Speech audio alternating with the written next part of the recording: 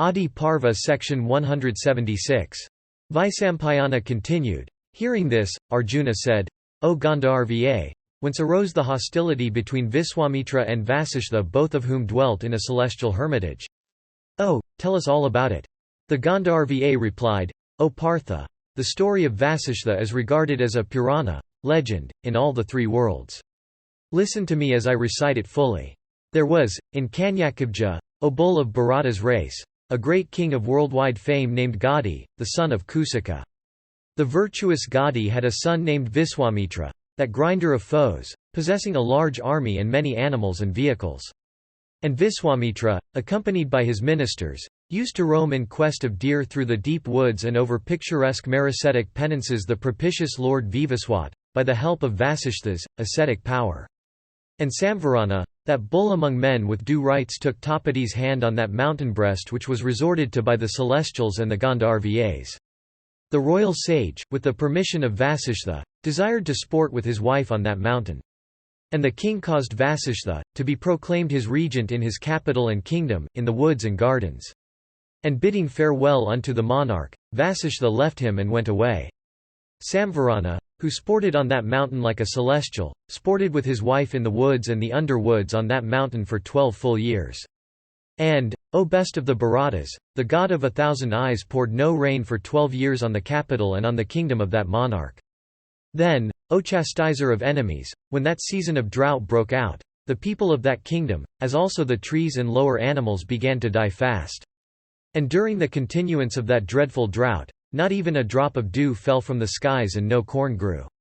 And the inhabitants, in despair, and afflicted with the fear of hunger, left their homes and fled away in all directions. And the famished people of the capital and the country began to abandon their wives and children and grew reckless of one another. The people being afflicted with hunger, without a morsel of food and reduced to skeletons, the capital looked very much like the city of the king of the dead, full of only ghostly beings. On beholding the capital reduced to such a state, the illustrious and virtuous and best of rishis, Vasishtha was resolved upon applying a remedy and brought back unto the city that tiger among kings, Samvarana, along with his wife, after the latter had passed so long a period in solitude and seclusion. After the king had entered his capital, things became as before, for, when that tiger among kings came back to his own, the god of 1,000 eyes, the slayer of Asuras, poured rain in abundance and caused calm to grow. Revivified by the foremost of virtuous souls, the capital and the country became animated with extreme joy. The monarch, with his wife, Tapati, once more performed sacrifices for 12 years, like the Lord Indra, god of rain, performing sacrifices with his wife, Sakhi. The Gandharva continued, This, O Partha, is the history of Tapati of old, the daughter of Vivaswat. It is for her that thou art called Tapatya. King Samvarana begot upon Tapati a son named Kuru, who was the foremost of ascetics. Born in the race of Kuru, thou art, O Arjuna, to be called Tapatya.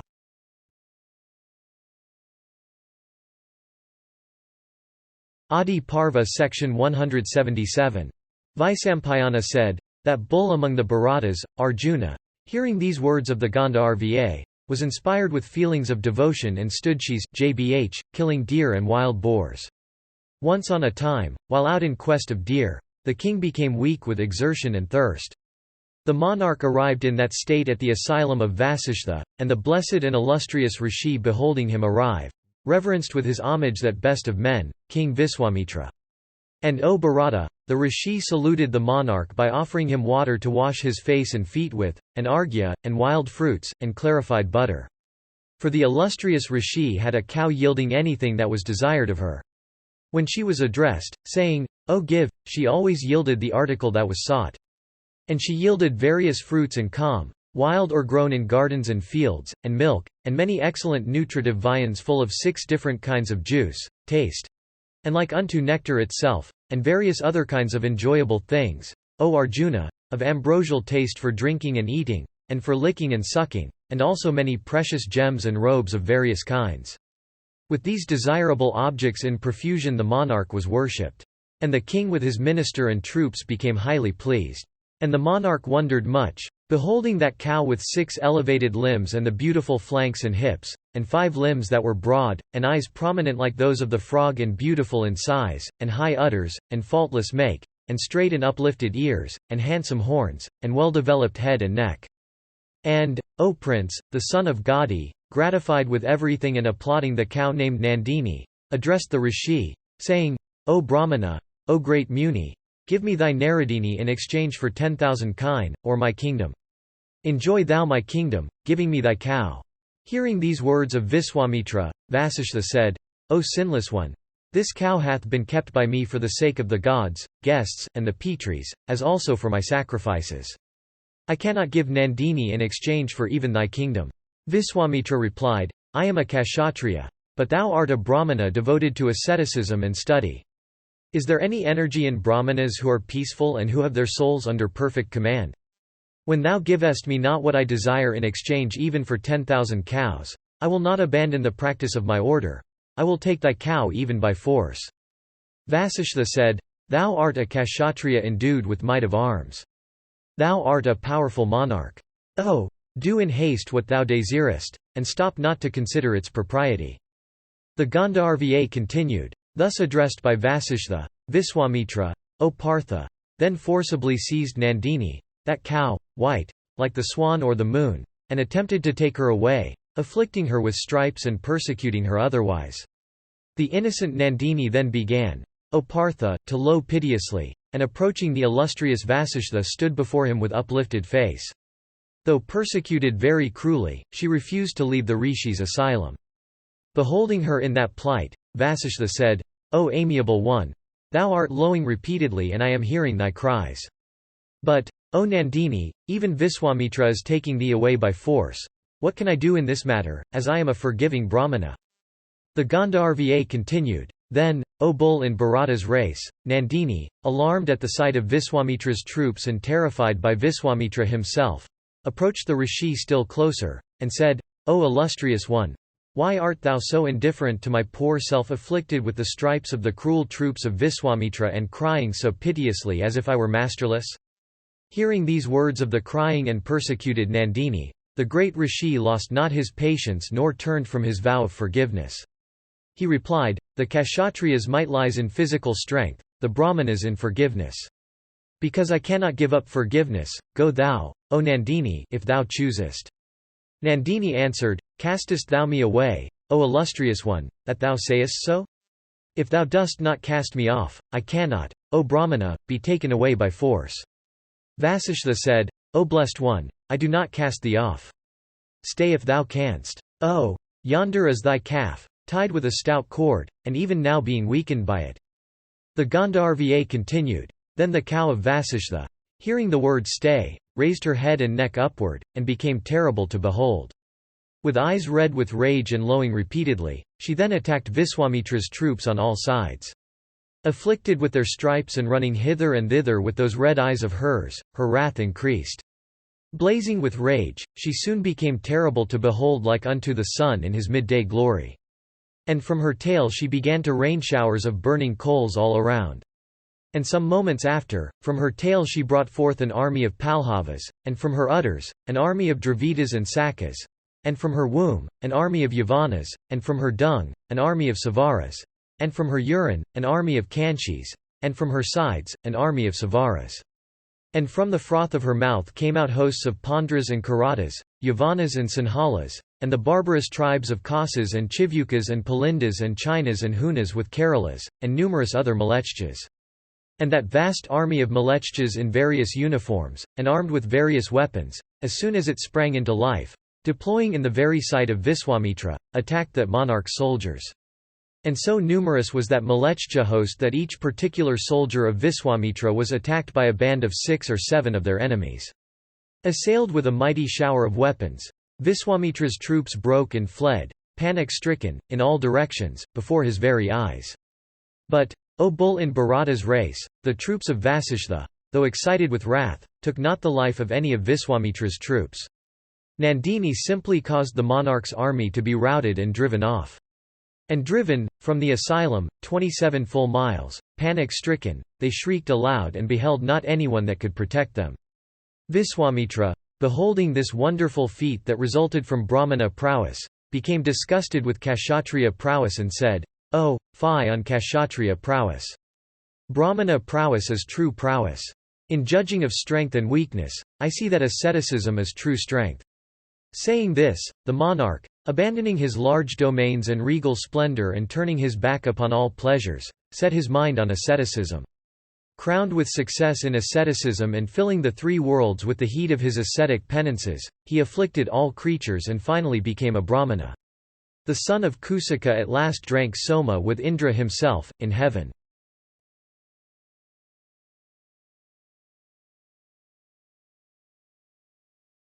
Adiparva section 178. The Gandharva continued, "There was, O Partha, a king in this world, named Kalmashapada, who was of the race of Ikshvaku and was unequalled on earth for prowess. One day the king went from his capital into the woods for purposes of hunting, and this grinder of foes pierced, with his arrows, many deer and wild boars. And in those deep woods the king also slew many rhinoceroses. Engaged in sport for some length of time, the monarch became very much fatigued and at last he gave up the chase, desiring to rest a while. The great Viswamitra, endued with energy, had, a little while ago, desired to make that monarch his disciple. As the monarch, afflicted with hunger and thirst, was proceeding through the woods, he came across that best of rishis, the illustrious son of Vasishtha, coming along the same path.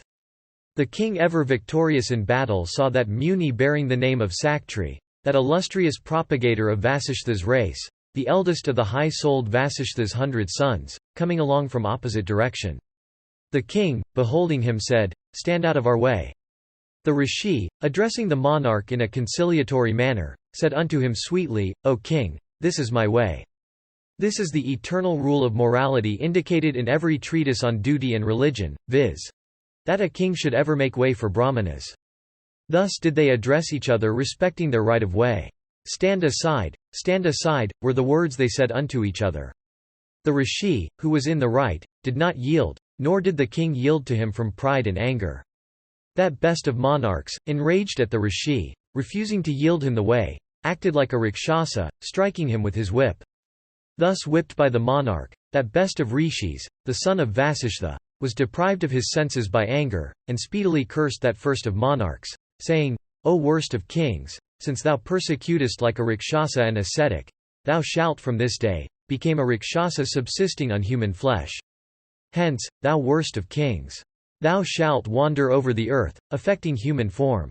Thus did the rishi Sakti, endued with great prowess, speak unto King Kalmashapada. At this time Viswamitra, between whom and Vasishtha there was a dispute about the discipleship of Kalmashapada, approached the place where that monarch and Vasishtha's son were.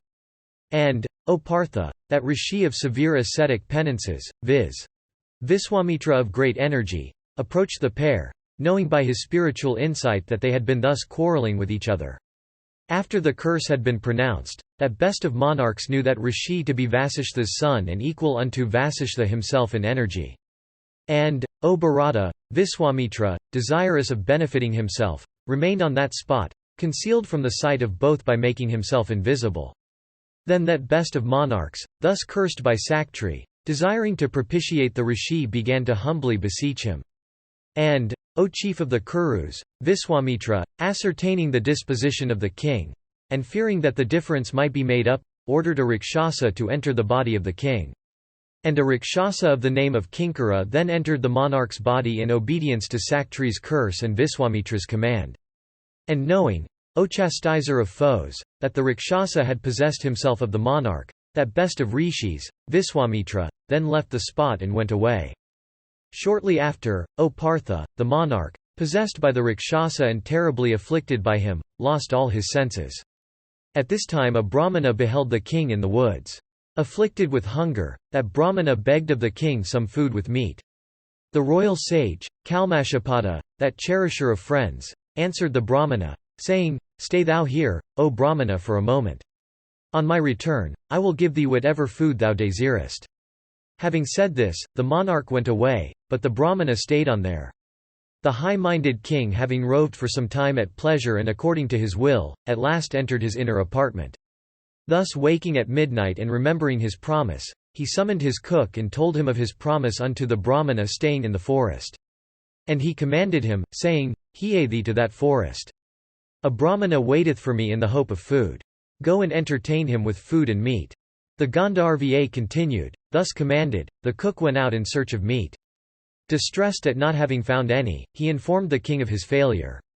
The monarch, however, possessed as he was by the Rakshasa, repeatedly said, without scruple of any kind, feed him with human flesh.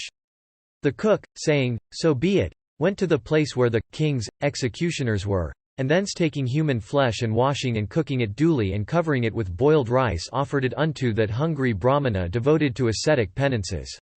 But that best of Brahmanas, seeing with his spiritual sight that the food was unholy and, therefore, unworthy of being eaten, said these words with eyes red with anger, because that worst of kings offereth me food that is unholy and unworthy of being taken, therefore that wretch shall have himself a fondness for such food. And becoming fond of human flesh as cursed by Saktri of old, the wretch shall wander over the earth, alarming and otherwise troubling all creatures. The curse, therefore, on that king, thus repeated a second time, became very strong, and the king, possessed by a Rakshasa disposition, soon lost all his senses.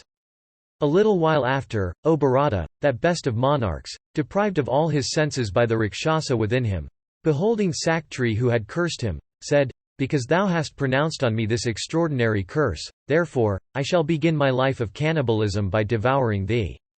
Having said this, the king immediately slew Saktri and ate him up, like a tiger eating the animal it was fond of. Beholding Saktri thus slain and devoured, Viswamitra repeatedly urged that Rakshasa, who was within the monarch, against the other sons of Vasishtha. Like a wrathful lion devouring small animals, that Rakshasa soon devoured the other sons of the illustrious Vasishtha that were junior to Saktri in age. But Vasishtha, learning that all his sons had been caused to be slain by Viswamitra, patiently bore his grief like the great mountain that bears the earth. That best of munis, that foremost of intelligent men, was resolved rather to sacrifice his own life than exterminate, in anger, the race of Kusikas. The illustrious Rishi threw himself down from the summit of Meru, but he descended on the stony ground as though on a heap of cotton. And, O son of Pandu, when the illustrious one found that death did not result from that fall, he kindled a huge fire in the forest and entered it with alacrity. But that fire, though burning brightly, consumed him not. O slayer of foes, that blazing fire seemed to him cool. Then the great Muni under the influence of grief, beholding the sea, tied a stony weight to his neck and threw himself into its waters. But the waves soon cast him ashore. At last when that Brahmana of rigid vows succeeded not in killing himself by any means, he returned, in distress of heart, to his asylum.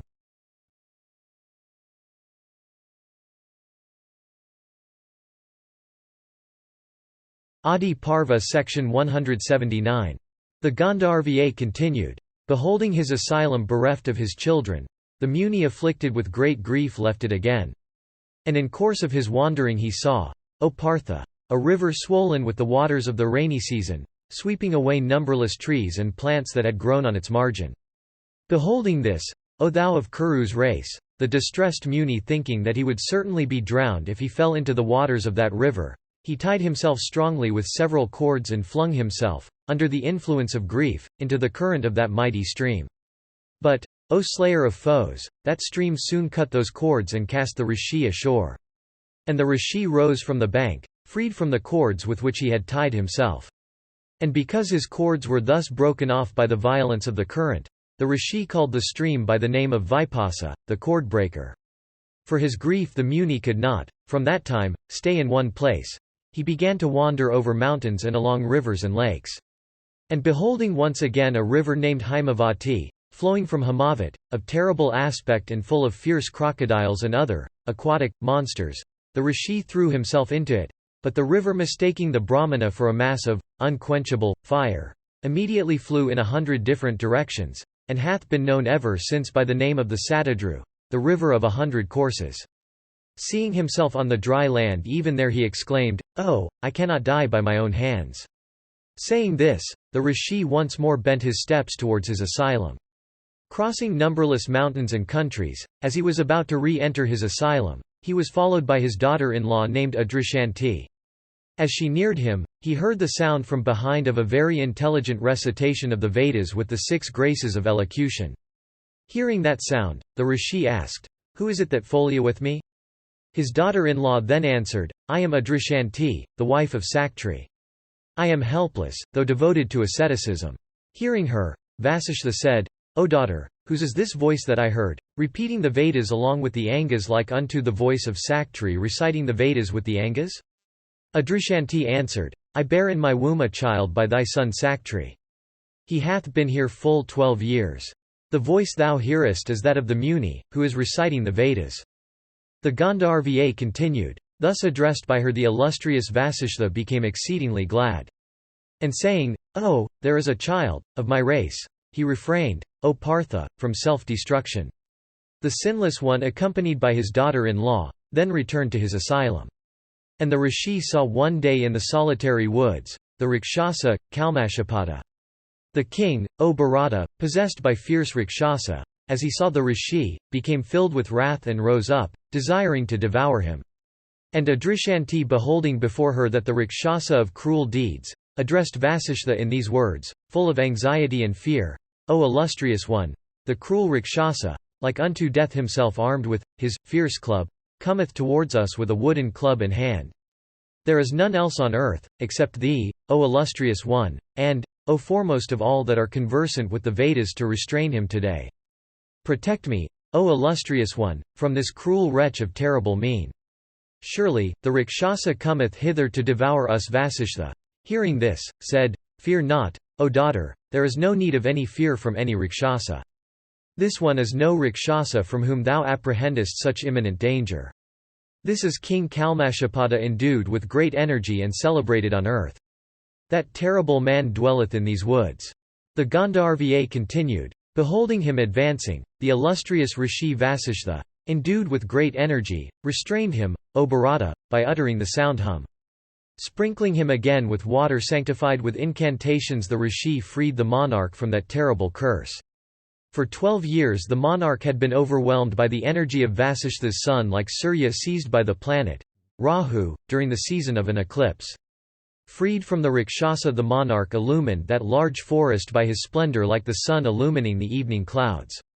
Recovering his power of reason, the king saluted that best of rishis with joined palms and said, "O illustrious one, I am the son of Sudasa and thy disciple, O best of munis. Oh, tell me what is thy pleasure and what I am to do." Vasishtha replied, saying, "My desire hath already been accomplished. Return now to thy kingdom and rule thy subjects. And, O chief of men, never insult Brahmanas any more." The monarch replied, "O illustrious one, I shall never more insult superior Brahmanas. In obedience to thy command I shall always worship Brahmanas. But, O best of Brahmanas, I desire to obtain from thee that by which, O foremost of all that are conversant with the Vedas, I may be freed from the debt I owe to the race of Ikshvaku. O best of men, it behoveth thee to grant me, for the perpetuation of Ikshvaku's race, a desirable son possessing beauty and accomplishments and good behavior." The Gandharva continued. Thus addressed, Vasishtha, that best of Brahmanas devoted to truth, replied unto that mighty bowman of a monarch, saying, "I will give you." After some time, O prince of men, Vasishtha, accompanied by the monarch, went to the latter's capital, known all over the earth by the name of Ayodhya. The citizens in great joy came out to receive the sinless and illustrious one, like the dwellers in heaven coming out to receive their chief. The monarch, accompanied by Vasishtha, re-entered his auspicious capital after a long time. The citizens of Ayodhya beheld their king accompanied by his priest, as if he were the rising sun. The monarch, who was superior to everyone in beauty, filled by his splendor the whole town of Ayodhya, like the autumnal moon filling by his splendor the whole firmament. And the excellent city itself, in consequence of its streets having been watered and swept, and of the rows of banners and pendants beautifying it all around, gladdened the monarch's heart. And, O prince of Kami's race, the city filled as it was with joyous and healthy souls, in consequence of his presence, looked gay like Amravati with the presence of the chief of the celestials. After the royal sage had entered his capital, the queen, at the king's command, approached Vasishtha. The great rishi, making a covenant with her, united himself with her according to the high ordinance. And after a little while, when the queen conceived, that best of rishis, receiving the reverential salutations of the king, went back to his asylum. The queen bore the embryo in her womb for a long time. When she saw that she did not bring forth anything, she tore open her womb by a piece of stone. It was then that at the 12th year, of the conception, was born Asmaka, that bull amongst men, that royal sage who founded, the city of, Padanya.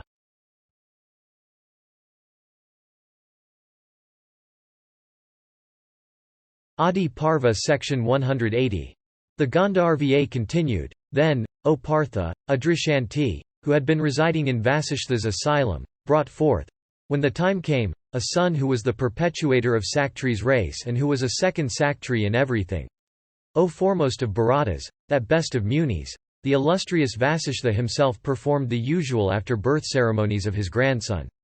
And, because the Rishi Vasishtha had resolved on self-destruction but had abstained therefrom as soon as he knew of the existence of that child, when born, was called Parasara, the vivifier of the dead. The virtuous Parasara, from the day of his birth, knew Vasishtha for his father and behaved towards the Muni as such. One day, O son of Kunti, the child addressed Vasishtha, that first of Brahmana sages, as father, in the presence of his mother Adrishanti. Adrishanti, hearing the very intelligible sound father sweetly uttered by her son, addressed him with tearful eyes and said, O child, do not address this thy grandfather as father? Thy father, O son, has been devoured by a Rakshasa in a different forest.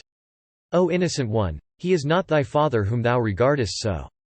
The revered one is the father of that celebrated father of thine. Thus addressed by his mother, that best of rishis of truthful speech, gave way to sorrow, but soon fired up and resolved to destroy the whole creation. Then that illustrious and great ascetic Vasishtha, that foremost of all persons conversant with Brahma, that son of Mitravaruna, that rishi acquainted with positive truth, addressed his grandson who had set his heart upon the destruction of the world. Hear, O Arjuna, the arguments by which Vasishtha succeeded in driving out that resolution from his grandson's mind. The Gandharva continued, Then Vasishtha said, There was a celebrated king of the name of Kritavirya. That bull among the kings of the earth was the disciple of the Veda-knowing Bhrigus. That king, O child, after performing the Soma sacrifice, gratified the Brahmanas with great presents of rice and wealth. After that monarch had ascended to heaven, an occasion came when his descendants were in want of wealth. And knowing that the Bhrigus were rich, those princes went unto those best of Brahmanas, in the guise of beggars. Some amongst the Bhrigus, to protect their wealth, buried it under earth, and some from fear of the Kshatriyas, began to give away their wealth unto other Brahmanas, while some amongst them duly gave unto the Kshatriyas whatever they wanted. It happened, however, that some Kshatriyas, in digging as they pleased at the house of particular Bhargava, came upon a large treasure. And the treasure was seen by all those bulls among Kshatriyas who had been there. Enraged at what they regarded as the deceitful behavior of the Bhrigus, the Kshatriyas insulted the Brahmanas, though the latter asked for mercy. And those mighty bowmen began to slaughter the Bhrigus with their sharp arrows. And the Kshatriyas wandered over the earth, slaughtering even the embryos that were in the wombs of the women of the Bhrigu race. And while the Bhrigu race was thus being exterminated, the women of that tribe fled from fear to the inaccessible mountains of Himavat. And one amongst these women, of tapering thighs, desiring to perpetuate her husband's race, held in one of her thighs an embryo endued with great energy.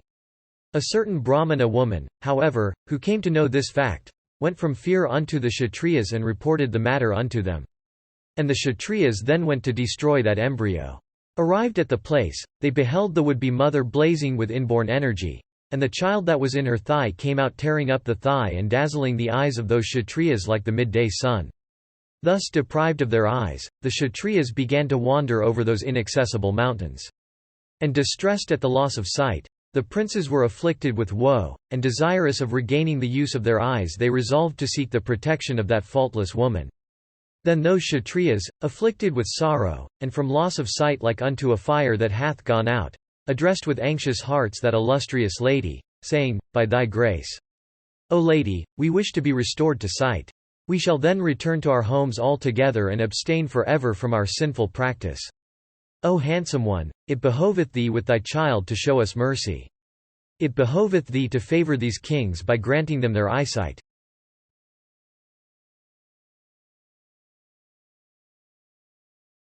Adiparva section 181. Vasishtha continued. The Brahmana lady, thus addressed by them, said, Ye children, I have not robbed you of your eyesight, nor am I angry with you. This child, however, of the Bhrigu race hath certainly been angry with you. There is little doubt, ye children, that ye have been robbed of your sight by that illustrious child whose wrath hath been kindled at the remembrance of the slaughter of his race. Ye children, while ye were destroying even the embryos of the Bhrigu race, this child was held by me in my thigh for 100 years. And in order that the prosperity of Bhrigu's race might be restored, the entire Vedas with their branches came unto this one even while he was in the womb. It is plain that this scion of the Bhrigu race, enraged at the slaughter of his fathers, desireth to slay you. It is by his celestial energy that your eyes have been scorched. Therefore, ye children, pray ye unto this my excellent child born of my thigh. Propitiated by your homage he may restore your eyesight. Vasishtha continued. Hearing those words of the Brahmana lady, all these princes addressed the thigh-born child, saying, Be propitious. And the child became propitious unto them. And that best of Brahmana rishis, in consequence of his having been born after tearing open his mother's thigh, came to be known throughout the 3 worlds by the name of Arva, thigh-born. And those princes regaining their eyesight went away. But the Muni Arva of the Bhrigu race resolved upon overcoming the whole world. And the high-souled Rishi set his heart, O child, upon the destruction of every creature in the world. And that scion of the Bhrigu race, for paying homage, as he regarded, unto his slaughtered ancestors, devoted himself to the austerest of penances with the object of destroying the whole world. And desirous of gratifying his ancestors, the Rishi afflicted by his severe asceticism the 3 worlds with the celestials, the asuras and human beings. The Pitris, then, learning what the child of their race was about, all came from their own region unto the Rishi and addressing him said, Arva, O son, fierce thou hast been in thy asceticism. Thy power hath been witnessed by us. Be propitious unto the 3 worlds. O, control thy wrath. O child, it was not from incapacity that the Bhrigus of souls under complete control were, all of them, indifferent to their own destruction at the hands of the murderous Kshatriyas. O child, when we grew weary of the long periods of life allotted to us, it was then that we desired our own destruction through the instrumentality of the Kshatriyas. The wealth that the Bhrigus had placed in their house underground had been placed only with the object of enraging the Kshatriyas and picking a quarrel with them. O thou best of Brahmanas, as we were desirous of heaven, of what use could wealth be to us? The treasurer of heaven, Kuvera, had kept a large treasure for us. When we found that death could not, by any means, overtake us all, it was then, O child, that we regarded this as the best means, of compassing our desire. They who commit suicide never attain to regions that are blessed. Reflecting upon this, we abstain from self-destruction. That which, therefore thou desirest to do is not agreeable to us. Restrain thy mind, therefore, from the sinful act of destroying the whole world. O child, destroy not the Kshatriyas nor the 7 worlds. O, kill this wrath of thine that staineth thy ascetic energy.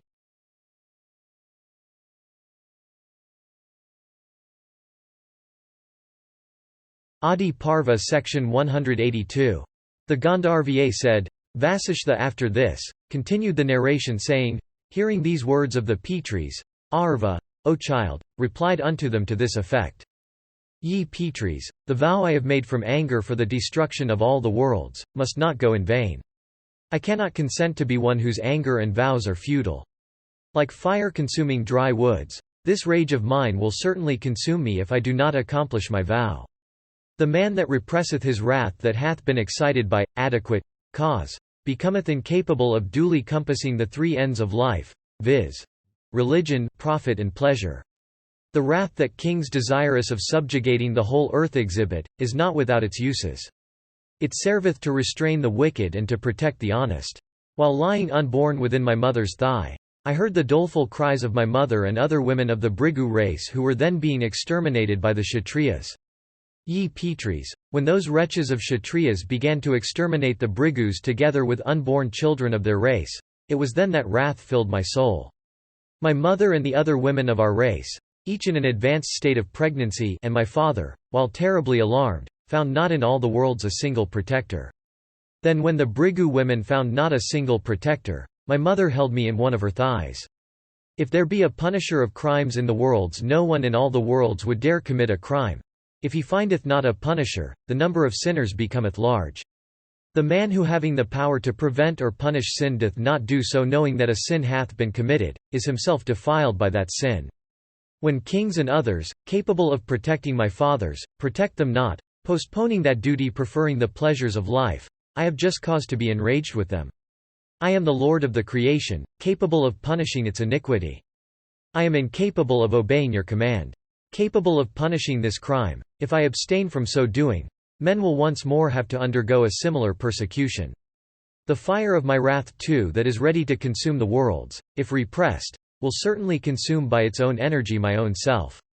Ye masters, I know that ye ever seek the good of the worlds. Direct me, therefore, as to what may benefit both myself and the worlds.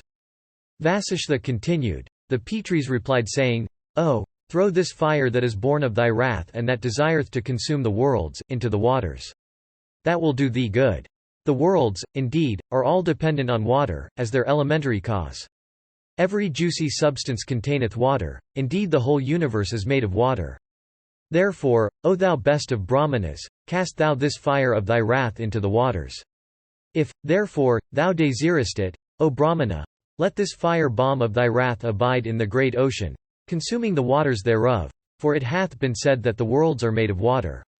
In this way, O thou sinless one, thy word will be rendered tme, and the worlds with the gods will not be destroyed. Vasishtha continued, Then, O child, Arva cast the fire of his wrath into the abode of Varuna. And that fire which consumed the waters of the great ocean, became like unto a large horse's head which persons conversant with the Vedas call by the name of Vadavamukha. And emitting itself from that mouth it consumed the waters of the mighty ocean. Blessed be thou. It behoveth not thee, therefore, to destroy the worlds. O thou Parasara, who art acquainted with the higher regions, thou foremost of wise men.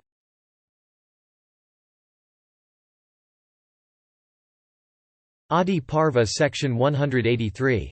The Gandharva continued. The Brahmana sage, Parasara, thus addressed by the illustrious Vasishtha, restrained his wrath from destroying the worlds. But the Rishi Parasara, endued with great energy, the son of Saktri, the foremost of all persons acquainted with the Vedas, performed a grand Rakshasa sacrifice. And remembering the slaughter of his father, Saktri, the great Muni began to consume the Rakshasas, young and old, in the sacrifice he performed. And Vasishtha did not restrain him from this slaughter of the Rakshasa, from the determination of not obstructing this second vow, of his grandson. And in that sacrifice the great Muni Parasara sat before 3 blazing fires, himself like unto a 4th fire. And the son of Saktri, like the sun just emerging from the clouds, illuminated the whole firmament by that stainless sacrifice of his, into which large were the libations poured of clarified butter. Then Vasishtha and the other rishis regarded that Muni blazing with his own energy as if he were the second sun. Then the great Rishi Atri of liberal soul, desirous of ending that sacrifice, an achievement highly difficult for others, came to that place. And there also came, O thou slayer of all foes, Palastya and Palaha, and Kratu the performer of many great sacrifices, all influenced by the desire of saving the Rakshasas. And, O thou bull of the Bharata race, Palastya then, seeing that many Rakshasas had already been slain, told these words unto Parasara, that oppressor of all enemies. There is no obstruction, I hope, to this sacrifice of thine, O child. Talkest thou any pleasure, O child, in this slaughter of even all those innocent Rakshasas that know nothing of thy father's death? It behoveth thee not to destroy any creatures thus. This, O child, is not the occupation of a Brahmana devoted to asceticism. Peace is the highest virtue. Therefore, O Parasara, establish thou peace. How hast thou, O Parasara, being so superior, engaged thyself in such a sinful practice? It behoveth not thee to transgress against Saktri himself, who was well acquainted with all rules of morality. It behoveth not thee to extirpate any creatures. O descendant of Vasishtha's race, that which befell thy father was brought about by his own curse. It was for his own fault that Saktri was taken hence unto heaven. O Muni, no Rakshasa was capable of devouring Saktri, he himself provided for his own death. And, O Parasara, Viswamitra was only a blind instrument in that matter. Both Saktri and Kalmashapada, having ascended to heaven, are enjoying great happiness. And the other sons also of the great Rishi Vasishtha, who were younger than Saktri, are even now enjoying themselves with the celestials. And, O child, O offspring of Vasishtha's son, thou hast also been, in this sacrifice, only an instrument in the destruction of these innocent Rakshasas. Oh, blessed be thou! Abandon this sacrifice of thine. Let it come to an end. The Gandharva continued, thus addressed by Pulastia, as also by the intelligent Vasishtha, that mighty Muni, the son of Saktri, then brought that sacrifice to an end. And the Rishi cast the fire that he had ignited for the purpose of the Rakshasas' sacrifice into the deep woods on the north of the Himavat. And that fire may be seen to this day consuming Rakshasas and trees and stones in all seasons.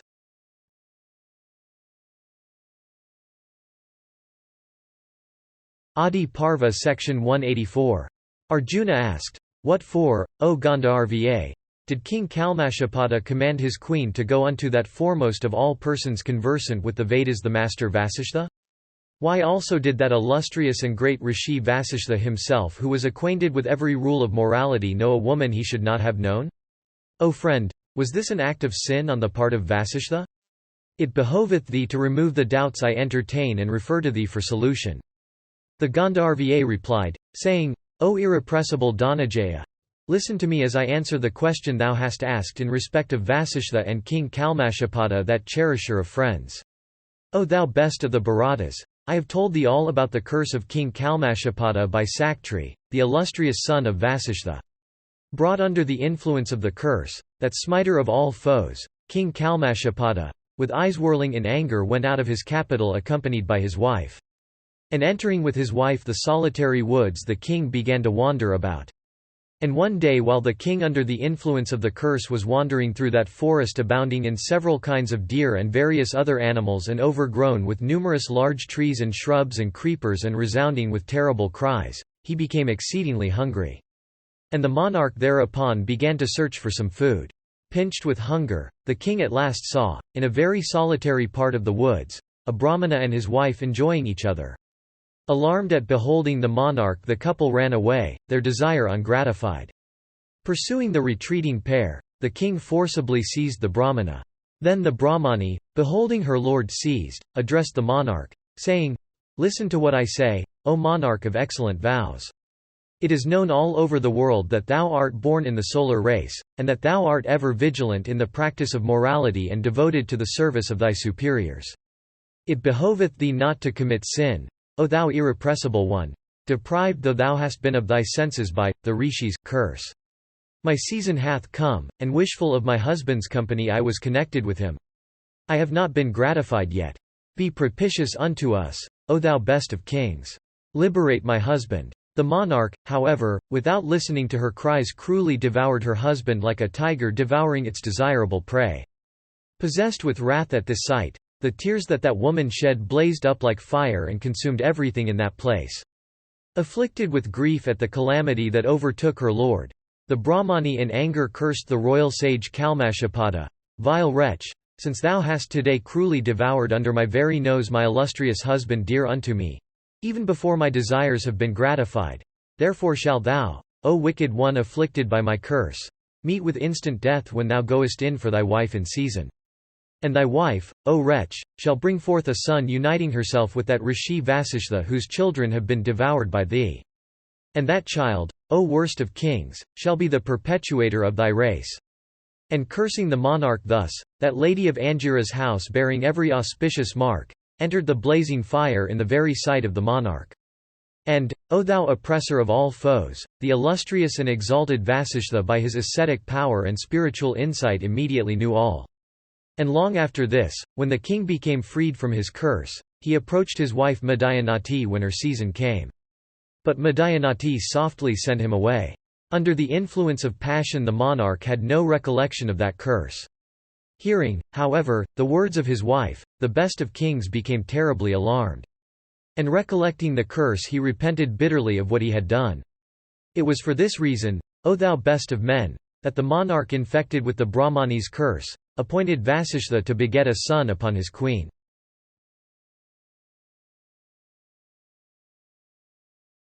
Adiparva section 185. Arjuna asked, O Gandharva, thou art acquainted with everything. Tell us, therefore, which Veda-knowing Brahmana is worthy to be appointed as our priest. The Gandharva replied, There is in these woods a shrine of the name of Utkachaka. Damawa, the younger brother of Devala, is engaged there in ascetic penances. Appoint him, if ye desire, your priest. Vaisampayana said. Then Arjuna, highly pleased with everything that had happened, gave unto that Gandharva his weapon of fire with befitting ceremonies. And addressing him, the Pandava also said, O thou best of Gandharvas! Let the horses thou givest us remain with thee for a time. When the occasion cometh, we will take them from thee. Blessed be thou. Then the Gandharva and the Pandavas, respectfully saluting each other, left the delightful banks of the Bhagirathi and went wheresoever they desired. Then, O Bharata, the Pandavas going to Utkachaka, the sacred asylum of Damawa, installed Damawa as their priest. And Damawa, the foremost of all conversant with the Vedas, receiving them with presents of wild fruits and, edible, roots, consented to become their priest. And the Pandavas with their mother forming the sixth of the company, having obtained that Brahmana as their priest, regarded their sovereignty and kingdom as already regained and the daughter of the Panchala king as already obtained in the Swayamvara. And those bulls of the Bharata race, having obtained the master Damawa as their priest, also regarded themselves as placed under a powerful protector. And the high-souled Damawa, acquainted with the true meaning of the Vedas and every rule of morality, becoming the spiritual preceptor of the virtuous Pandavas, made them his Yajamanas, spiritual disciples. And that Brahmana, beholding those heroes endued with intelligence and strength and perseverance like unto the celestials, regarded them as already restored, by virtue of their own accomplishments to their sovereignty and kingdom. Then those kings of men, having had benedictions uttered upon them by that Brahmana, resolved to go, accompanied by him, to the Swayamvara of the princess of Panchala. Swayamvara Parva.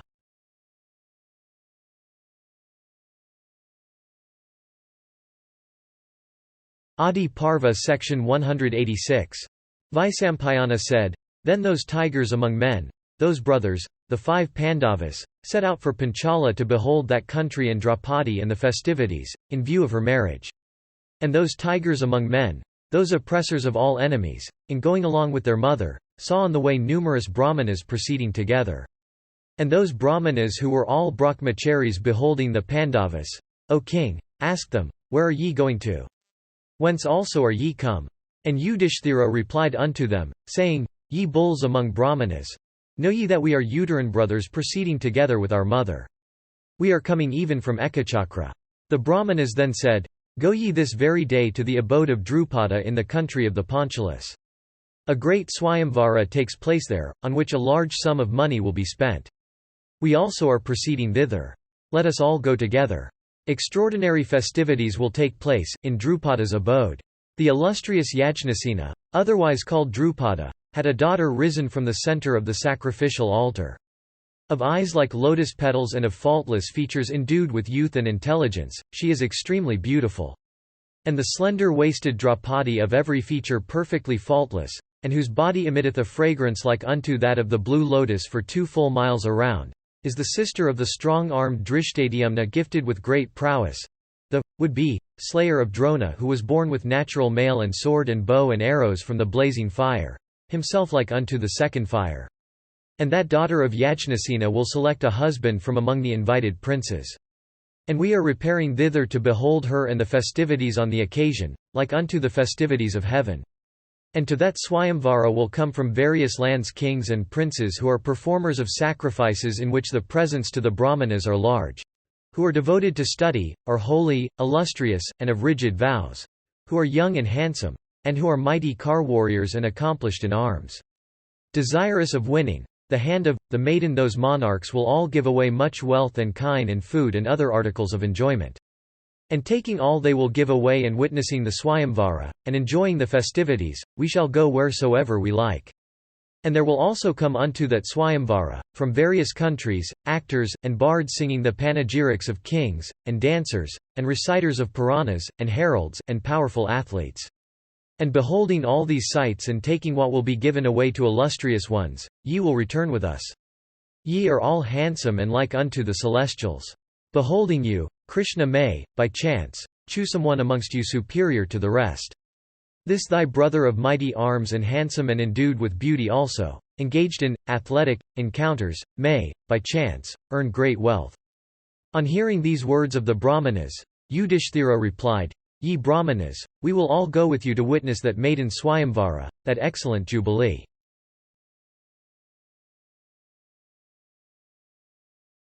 Adiparva section 187. Vaisampayana said, thus addressed by the Brahmanas, the Pandavas, O Janamejaya, proceeded towards the country of the southern Panchalas ruled over by the king Drupada. And on their way those heroes beheld the illustrious Dwaipayana, that Muni of pure soul, and perfectly sinless. And duly saluting the Rishi and saluted by him, after their conversation was over, commanded by him they proceeded to Drupada's abode. And those mighty chariot fighters proceeded by slow stages, staying for some time within those beautiful woods and by fine lakes that they beheld along their way. Devoted to study, pure in their practices, amiable, and sweet-speeched, the Pandavas at last entered the country of the Panchalas. And beholding the capital, as also the fort, they took up their quarters in the house of a potter. Adopting the Brahmanical profession, they began to lead an eleemosynary life. And no men recognized those heroes during their stay in Drupada's capital. Yajnasena always cherished the desire of bestowing his daughter on Kiriti, Arjuna, the son of Pandu. But he never spoke of it to anybody. And, O Janamejaya, the king of Panchala thinking of Arjuna caused a very stiff bow to be made that was incapable of being bent by any except Arjuna. Causing some machinery to be erected in the sky, the king set up a mark attached to that machinery. And Drupada said, "He that will string this bow and with these well-adorned arrows shoot the mark above the machine shall obtain my daughter." Vaisampayana continued, with these words King Drupada proclaimed the Swayamvara. On hearing of them, O Bharata, the kings of other lands came to his capital. And there came also many illustrious rishis desirous of beholding the Swayamvara. And there came also, O king, Duryodhana and the Kurus accompanied by Kama. There also came many superior Brahmanas from every country. And the monarchs who came there were all received with reverence by the illustrious Drupada. Desirous of beholding the Swayamvara, the citizens, roaring like the sea, all took their seats on the platforms that were erected around the amphitheatre. The monarch entered the grand amphitheatre by the northeastern gate. And the amphitheatre, which itself had been erected on an auspicious and level plain to the north not east of Drupada's capital, was surrounded by beautiful mansions. And it was enclosed on all sides with high walls and a moat with arched doorways here and there. The vast amphitheatre was also shaded by a canopy of various colors. And resounding with the notes of thousands of trumpets, it was scented with black aloes and sprinkled all over with water mixed with sandal paste and decorated with garlands of flowers. It was surrounded with high mansions perfectly white and resembling the cloud-kissing peaks of Kailasa. The windows of those mansions were covered with networks of gold. The walls were set with diamonds and precious costly carpets and cloths. All those mansions adorned with wreaths and garlands of flowers and rendered fragrant with excellent aloes, were all white and spotless, like unto the necks of swans. And the fragrance therefrom could be perceived from the distance of a yojana, 8 miles. And they were each furnished with 100 doors wide enough to admit a crowd of persons. They were adorned with costly beds and carpets, and beautified with various metals. They resembled the peaks of the Himavat. And in those 7-storied houses of various sizes dwelt the monarchs invited by Drupada, whose persons were adorned with every ornament and who were possessed with the desire of excelling one another. And the inhabitants of the city and the country who had come to behold Krishna and taken their seats on the excellent platforms erected around, beheld seated within those mansions those lions among kings who were all endued with the energy of great souls. And those exalted sovereigns were all adorned with the fragrant paste of the black aloe. Of great liberality, they were all devoted to Brahma and they protected their kingdoms against all foes. And for their own good deeds they were loved by the whole world. The Pandavas, too, entering that amphitheatre, sat with the Brahmanas and beheld the unequalled affluence of the king of the Panchalas. And that concourse of princes, Brahmanas and others, looking gay at the performances of actors and dancers, large presents of every kind of wealth being constantly made, began to swell day by day. And it lasted, O king, several days, till on the 16th day when it was at its full, the daughter of Drupada, O thou bull of the Bharata race, having washed herself clean entered the amphitheatre, richly attired and adorned with every ornament and bearing in her hand a dish of gold, whereon were the usual offerings of arghya, and a garland of flowers. Then the priest of the lunar race, a holy Brahmana conversant with all mantras, ignited the sacrificial fire and poured on it with due rites libations of clarified butter. And gratifying Agni by these libations and making the Brahmanas utter the auspicious formula of benediction, stopped the musical instruments that were playing all around. And when that vast amphitheatre, O monarch, became perfectly still, Drishtadyumna, possessed of a voice deep as the sound of the kettledrum or the clouds, taking hold of his sister's arm, stood in the midst of that concourse, and said, with a voice loud and deep as the roar of the clouds, these charming words of excellent import: Hear ye assembled kings. This is the bow, that is the mark, and these are the arrows. Shoot the mark through the orifice of the machine with these 5 sharpened arrows. Truly do I say that, possessed of lineage, beauty of persons, and strength, whoever achieveth this great feat shall obtain today this my sister, Krishna, for his wife. Having thus spoken unto the assembled monarchs, Drupada's son then addressed his sister, reciting unto her the names and lineages and achievements of those assembled lords of the earth.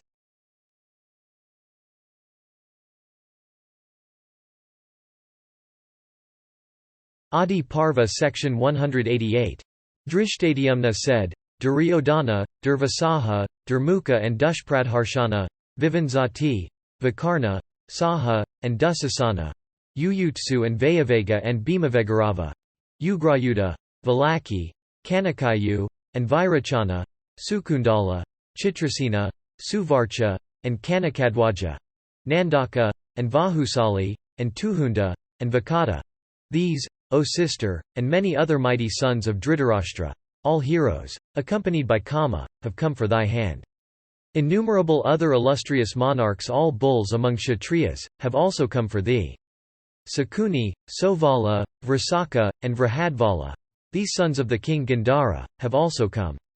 Foremost of all wielders of weapons, the illustrious Aswathaman and Bhoja, adorned with every ornament, have also come for thee.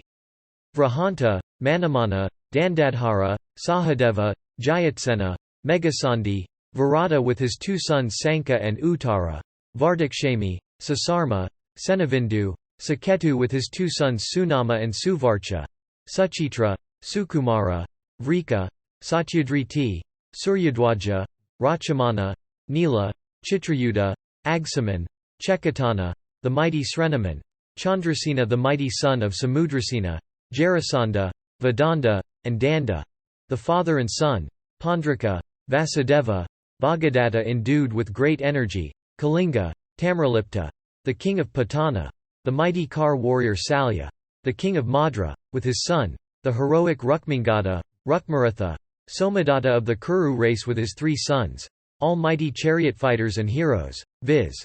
Buri, Vyurasrava, and Sala, Sudakshina, Kamvoya of the Puru race, Vrahadvala, Sushina, Sivi, the son of Usanara, Pacharanahanta, the king of Karusha, Sankarshana, Valadeva, Vasudeva, Krishna, the mighty son of Rukmani, Samva, Charudeshna, the son of Pradyumna with Gada, Akrara, Satyaki, the high-souled Uddhava, Kritavarman, the son of Ridika, Prithu, Viprithu, Viduratha, Kanka, Sanku with Gavashana, Asavaha, Anamda, Samika, Saramejaya, the heroic Vatapi Jili Pindarika, the powerful Usanara, all these of the Vrishni race, Bhagiratha, Vrihakshatra, Jayadratha the son of Sindhu, Vrahadratha, Valhika, the mighty charioteer Smtayu, Aluka, Kaitava, Chitrangada and Suvangada, the highly intelligent Vatsaraja, the king of Kosala, Sisapala and the powerful Jarasandha,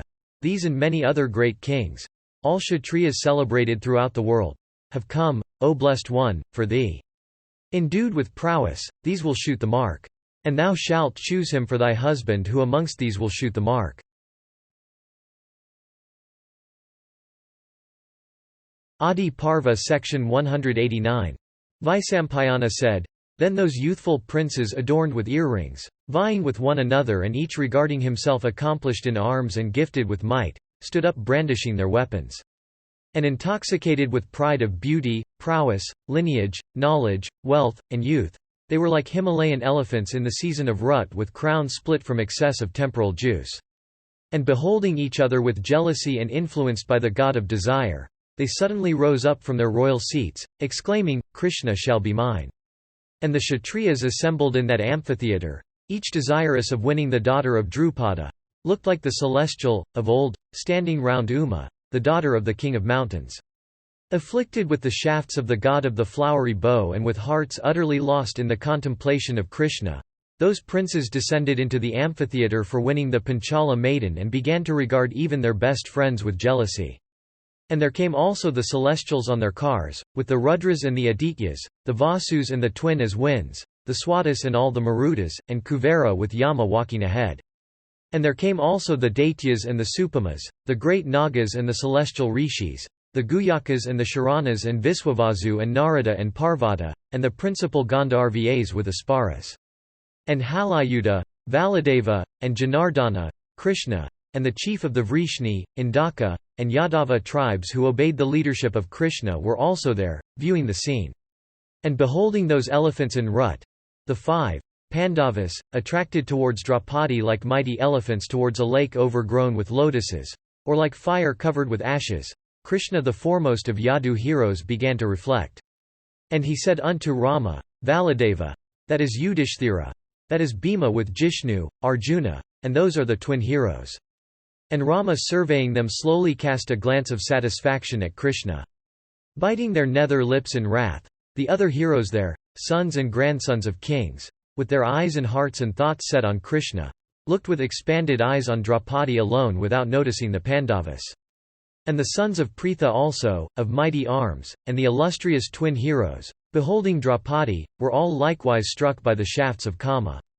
And crowded with celestial rishis and Gandharvas and Saparnas and Nagas and Asuras and Siddhas, and filled with celestial perfumes and scattered over with celestial flowers, and resounding with the kettle drum and the deep hum of infinite voices, and echoing with the softer music of the flute, the veena, and the tabor, the cars of the celestials could scarcely find a passage through the firmament. Then those princes, Kama, Duryodhana, Salwa, Salya, Aswathaman, Kratha, Sunitha, Vakra, the ruler of Kalinga and Banga, Pandya, Pandra, the Mler of Videha, the chief of the Yavanas, and many other sons and grandsons of kings, sovereigns of territories with eyes like lotus petals, one after another began to exhibit prowess for winning that maiden of unrivaled beauty. Adorned with crowns, garlands, bracelets, and other ornaments, endued with mighty arms, possessed of prowess and vigor and bursting with strength and energy, those princes could not, even in imagination, string that bow of extraordinary stiffness. And, some amongst, those kings in exerting with swelling lips each according to his strength, education, skill, and energy, to string that bow, were tossed on the ground and lay perfectly motionless for some time. Their strength spent and their crowns and garlands loosened from their persons, they began to pant for breath and their ambition of winning that fair maiden was cooled. Tossed by that tough bow, and their garlands and bracelets and other ornaments disordered, they began to utter exclamations of woe. And that assemblage of monarchs, their hope of obtaining Krishna gone, looked sad and woeful. And beholding the plight of those monarchs, Kama that foremost of all wielders of the bow went to where the bow was, and quickly raising it strung it and placed the arrows on the string. And beholding the son of Surya, Kama of the Sudha tribe, like unto fire, or Soma, or Surya himself, resolved to shoot the mark, those foremost of bowmen, the sons of Pandu, regarded the mark as already shot and brought down upon the ground. But seeing Kama, Draupadi loudly said, I will not select a Sudha for my lord. Then Kama, laughing in vexation and casting glance at the sun, threw aside the bow already drawn to a circle. Then when all those Kshatriyas gave up the task, the heroic king of the Chetis, mighty as Yama, Pluto, himself, the illustrious and determined Sisipala, the son of Damagosa, in endeavouring to string the bow, himself fell upon his knees on the ground. Then King Jarasandha endued with great strength and powers, approaching the bow stood there for some moment, fixed and motionless like a mountain. Tossed by the bow, he too fell upon his knees on the ground, and rising up, the monarch left the amphitheatre for, returning to, his kingdom. Then the great hero Salya, the king of Madra, endued with great strength, in endeavouring to string the bow fell upon his knees on the ground. At last, when in that assemblage consisting of highly respectable people, all the monarchs had become subjects of derisive talk, that foremost of heroes, Jishnu, the son of Kunti, desired to string the bow and placed the arrows on the bowstring. Adiparva section 190. Vaisampayana continued, when all the monarchs had desisted from stringing that bow, the high-souled Jishnu arose from among the crowd of Brahmanas seated in that assembly.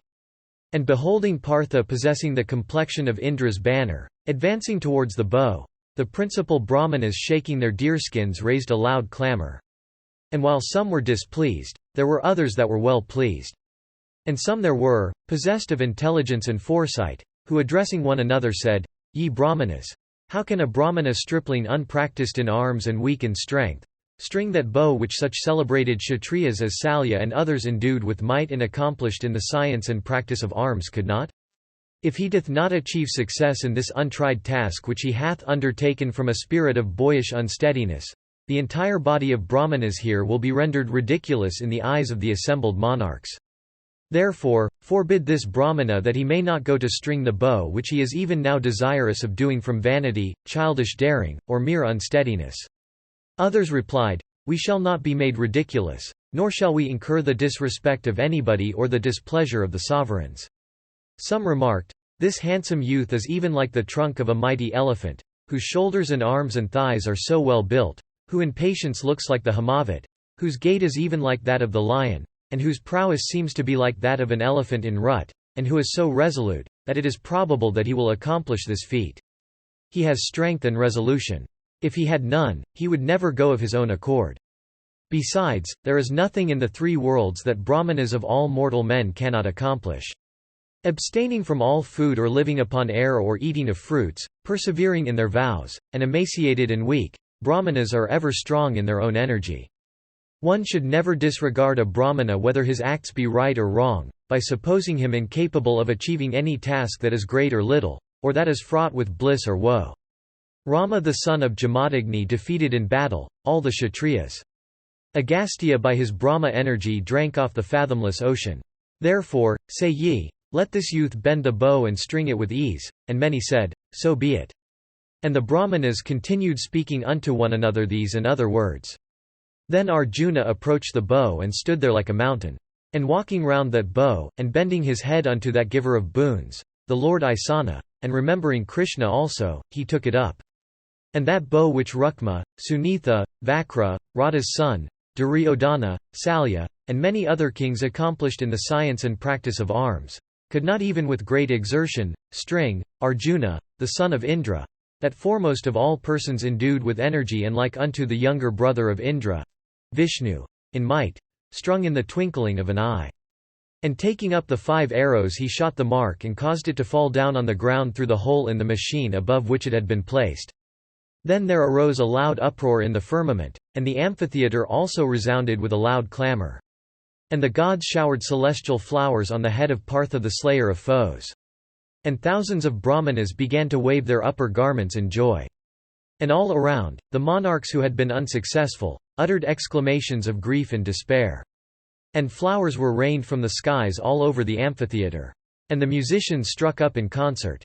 Bards and heralds began to chant in sweet tones the praises of the hero who accomplished the feat. And beholding Arjuna, Drupada, that slayer of foes, was filled with joy. And the monarch desired to assist with his forces the hero if the occasion arose. And when the uproar was at its height, Yudhishthira, the foremost of all virtuous men, accompanied by those first of men the twins, hastily left the amphitheatre for returning to his temporary home. And Krishna beholding the mark shot and beholding Partha also like unto Indra himself, who had shot the mark, was filled with joy, and approached the son of Kunti with a white robe and a garland of flowers. And Arjuna the accomplisher of inconceivable feats, having won Draupadi by his success in the amphitheatre, was saluted with reverence by all the Brahmanas. And he soon after left the lists followed close by her who thus became his wife.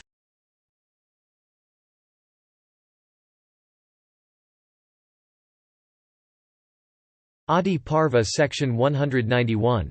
Vaisampayana said, when the king, Drupada, expressed his desire of bestowing his daughter on that Brahmana, who had shot the mark, All those monarchs who had been invited to the Swayamvara, looking at one another, were suddenly filled with wrath.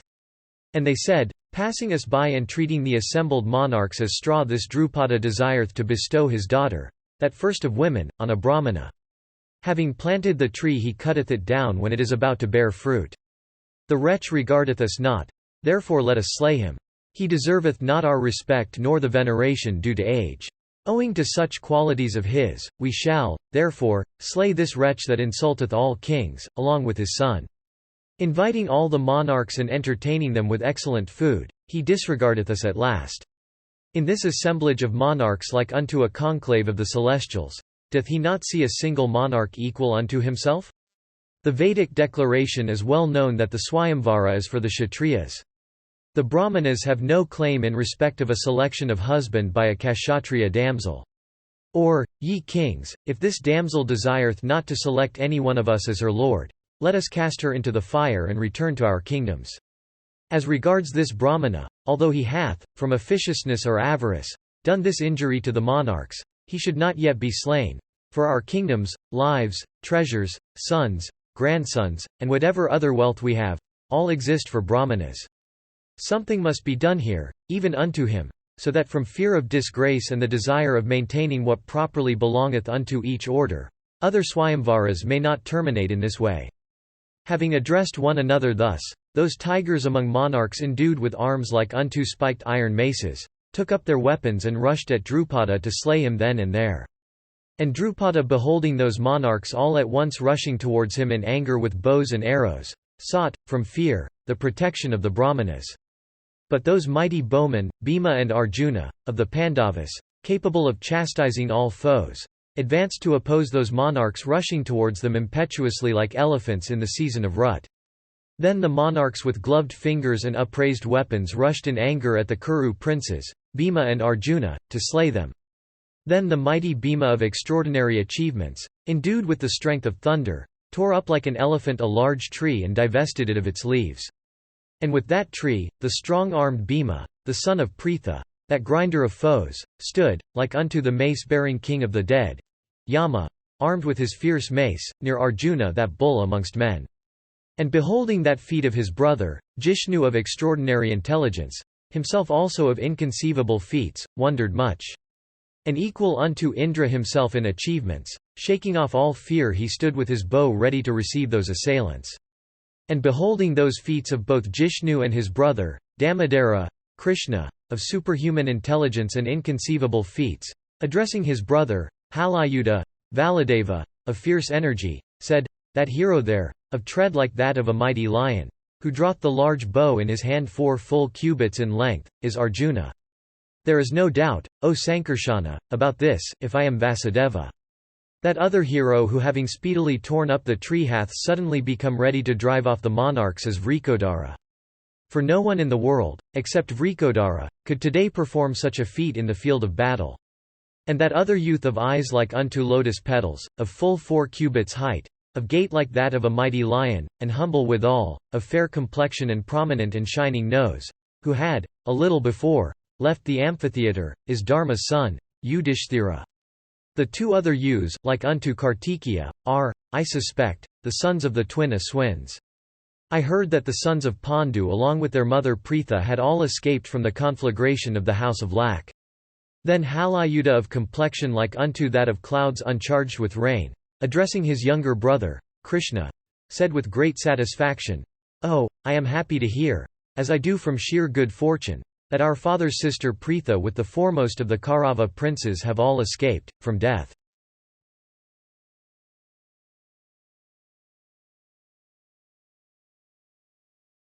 Adiparva section 192. Vaisampayana said, "Then those bulls among Brahmanas shaking their deerskins and waterpots made of coconut shells exclaimed, 'Fear not, we will fight the foe.' Arjuna smilingly addressing those Brahmanas exclaiming thus, said, 'Stand ye aside as spectators, of the fray. Showering hundreds of arrows furnished with straight points even I shall check, like snakes with mantras, all those angry monarchs.' Having said this, the mighty Arjuna taking up the bow he had obtained as dower accompanied by his brother Bhima stood immovable as a mountain. And beholding those Kshatriyas who were ever furious in battle with Kama ahead, the heroic brothers rushed fearlessly at them like two elephants rushing against a hostile elephant. Then those monarchs eager for the fight fiercely exclaimed, "The slaughter in battle of one desiring to fight is permitted." And saying this, the monarchs suddenly rushed against the Brahmanas. And Kama endued with great energy rushed against Jishnu for fight.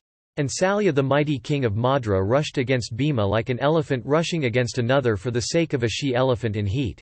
While Duryodhana and others engaged with the Brahmanas, skirmished with them lightly and carelessly. Then the illustrious Arjuna, beholding Kama, the son of Vikartana, Surya, advancing towards him, drew his tough bow and pierced him with his sharp arrows.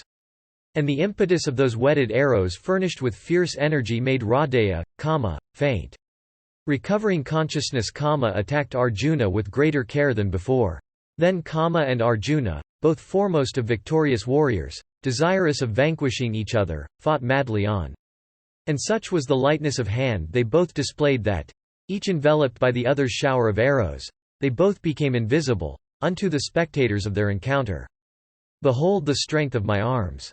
Mark, how I have counteracted that feat. Those were the words, intelligible to heroes alone, in which they addressed each other. And incensed at finding the strength and energy of Arjuna's arms unequalled on the earth, Kama, the son of Surya, fought with greater vigor.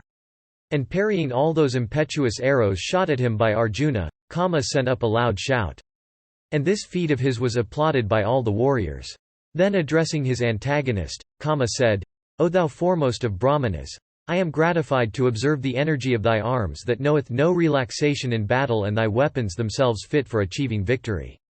Art thou the embodiment of the science of weapons, or art thou Rama that best of Brahmanas, or Indra himself, or Indra's younger brother Vishnu called also Achyuta, who for disguising himself hath assumed the form of a Brahmana and mustering such energy of arms fighteth with me? No other person except the husband himself of Sakhi or Kiriti, the son of Pandu, is capable of fighting with me when I am angry on the field of battle." Then hearing those words of his, Falguna replied, saying, "O Kama, I am neither the science of arms, personified, nor Rama endued with superhuman powers. I am only a Brahmana who is the foremost of all warriors and all wielders of weapons. By the grace of my preceptor I have become accomplished in the Brahma and the Paurandara weapons. I am here to vanquish thee in battle. Therefore, O hero, wait a little." Vaisampayana continued. Thus addressed, by Arjuna, Kama the adopted son of Radha desisted from the fight, for that mighty chariot fighter thought that Brahma energy is ever invincible. Meanwhile on another part of the field, the mighty heroes Salya and Vrikodara, well skilled in battle and possessed of great strength and proficiency, challenging each other, engaged in fight like two elephants in rut. And they struck each other with their clenched fists and knees. And sometimes pushing each other forward and sometimes dragging each other near, sometimes throwing each other down, face downward, and sometimes on the sides, they fought on, striking each other at times with their clenched fists. And encountering each other with blows hard as the clash of two masses of granite, the lists rang with the sounds of their combat. Fighting with each other thus for a few seconds, Bhima the foremost of the Kuru heroes taking up Salya on his arms hurled him to a distance. And Bhimasena, that bull amongst men, surprised all, by the dexterity of his feet, for though he threw Salya on the ground he did it without hurting him much. And when Salya was thus thrown down and Kama was struck with fear, the other monarchs were all alarmed. And they hastily surrounded Bhima and exclaimed, "Surely these bulls amongst Brahmanas are excellent warriors. Ascertain in what race they have been born and where they abide. Who can encounter Kama, the son of Radha, in fight, except Rama or Drona, or Kiriti, the son of Pandu? Who also can encounter Duryodhana in battle except Krishna, the son of Devaki, and Kripa, the son of Saradwan? Who also can overthrow in battle Salya, that first of mighty warriors, except the hero Valadeva or Vrikodara, the son of Pandu, or the heroic Duryodhana? Let us, therefore, desist from this fight with the Brahmanas. Indeed, Brahmanas, however offending, should yet be ever protected. And first let us ascertain who these are, for after we have done that we may cheerfully fight with them." Vaisampayana continued, and Krishna, having beheld that feat of Bhima, believed them both to be the son of Kunti. And gently addressing the assembled monarchs, saying, "This maiden hath been justly acquired, by the Brahmana," he induced them to abandon the fight. Accomplished in battle, those monarchs then desisted from the fight. And those best of monarchs then returned to their respective kingdoms, wondering much. And those who had come there went away saying, "The festive scene hath terminated in the victory of the Brahmanas. The princess of Panchala hath become the bride of a Brahmana." And surrounded by Brahmanas dressed in skins of deer and other wild animals, Bhima and Dhananjaya passed with difficulty out of the throng. And those heroes among men, mangled by the enemy and followed by Krishna, on coming at last out of that throng, looked like the full moon and the sun emerging from the clouds. Meanwhile Kunti, seeing that her sons were late in returning from their eleemosynary round, was filled with anxiety. She began to think of various evils having overtaken her sons. At one time she thought that the sons of Dhritarashtra, having recognized her sons, had slain them. Next she feared that some cruel and strong Rakshasas endued with powers of deception had slain them. And she asked herself, could the illustrious Vyasa himself, who had directed my sons to come to Panchala, have been guided by perverse intelligence? Thus reflected Pritha in consequence of her affection for her offspring. Then in the stillness of the late afternoon, Jishnu, accompanied by a body of Brahmanas, entered the abode of the potter, like the cloud-covered sun appearing on a cloudy day.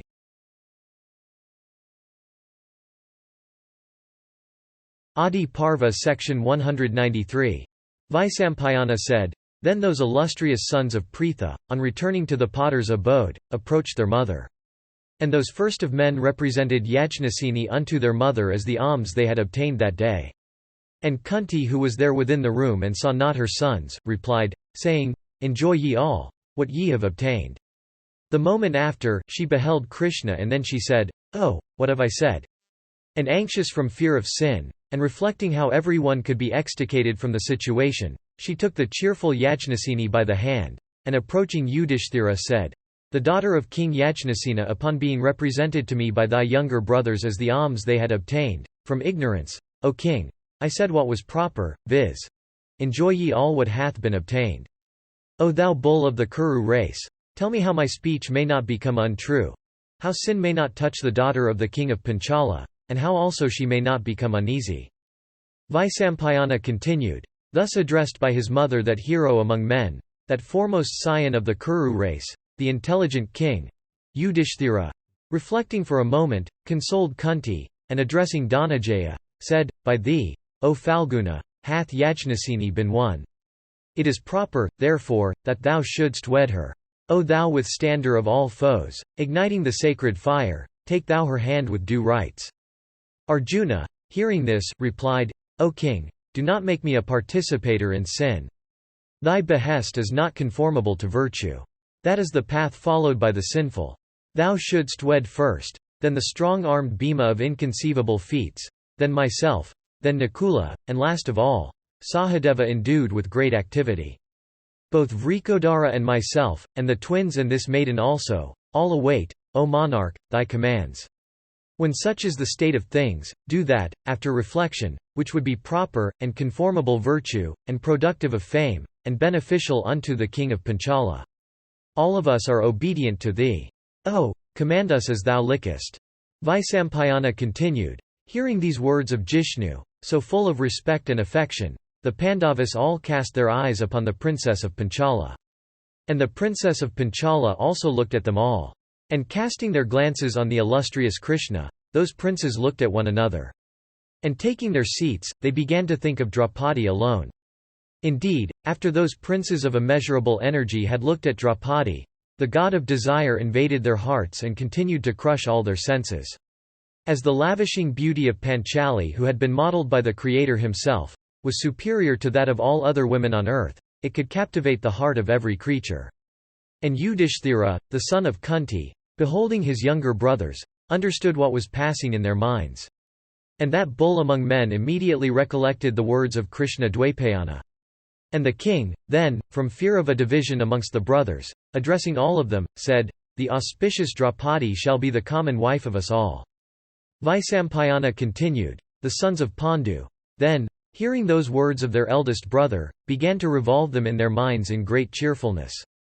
The hero of the Vrishni race, Krishna, suspecting the 5 persons he had seen at the Swayamvara to be none else than the heroes of the Kuru race, came accompanied by the son of Rahini, Valadeva, to the house of the potter where those foremost of men had taken up their quarters.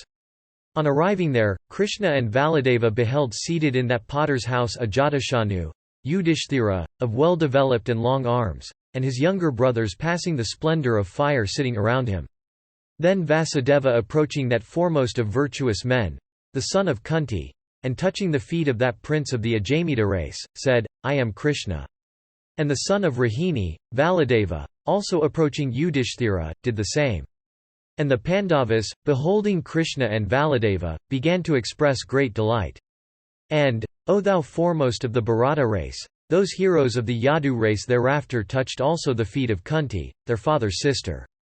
And Ajatasattu, that foremost of the Kuru race, beholding Krishna, inquired after his well-being and asked, How, O Vasudeva, hast thou been able to trace us, as we are living in disguise? And Vasudeva, smilingly answered, O king, fire, even if it is covered, can be known. Who else among men than the Pandavas could exhibit such might? Ye resistors of all foes, ye sons of Pandu, by sheer good fortune have ye escaped from that fierce fire. And it is by sheer good fortune alone that the wicked son of Dhritarashtra and his counsellors have not succeeded in accomplishing their wishes. Blessed be ye. And grow ye in prosperity like a fire in a cave gradually growing and spreading itself all around. And lest any of the monarchs recognize ye, let us return to our tent.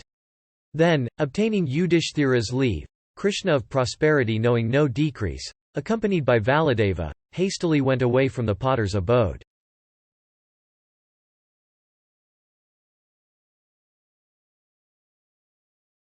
Adiparva section 194. Vaisampayana said, when the Kuru princes, Bhima and Arjuna, were wending towards the abode of the potter, Drishtadyumna, the Panchala prince followed them. And sending away all his attendants, he concealed himself in some part of the potter's house, unknown to the Pandavas. Then Bhima, that grinder of all foes, and Jishnu, and the illustrious twins, on returning from their eleemosynary round in the evening, cheerfully gave everything unto Yudhishthira. Then the kind-hearted Kunti addressing the daughter of Drupada said, O amiable one! Take thou first a portion from this and devote it to the gods and give it away to Brahmanas, and feed those that desire to eat and give unto those who have become our guests. Divide the rest into 2 halves. Give one of these unto Bhima, O amiable one, for this strong youth of fair complexion, equal unto a king of elephants, this hero always eateth much. And divide the other half into 6 parts, 4 for these youths, 1 for myself, and 1 for thee. Then the princess hearing those instructive words of her mother-in-law cheerfully did all that she had been directed to do. And those heroes then all ate of the food prepared by Krishna. Then Sahadeva, the son of Madri, endued with great activity, spread on the ground a bed of kusa grass. Then those heroes, each spreading thereon his deerskin, laid themselves down to sleep. And those foremost of the Kuru princes lay down with heads towards the south. And Kunti laid herself down along the line of their heads, and Krishna along that of their feet. And Krishna though she lay with the sons of Pandu on that bed of kusa grass along the line of their feet as if she were their nether pillow, grieved not in her heart nor thought disrespectfully of those bulls amongst the Kurus. Then those heroes began to converse with one another. And the conversations of those princes, each worthy to lead an army, was exceedingly interesting, they being upon celestial cars and weapons and elephants, and swords and arrows, and battle-axes.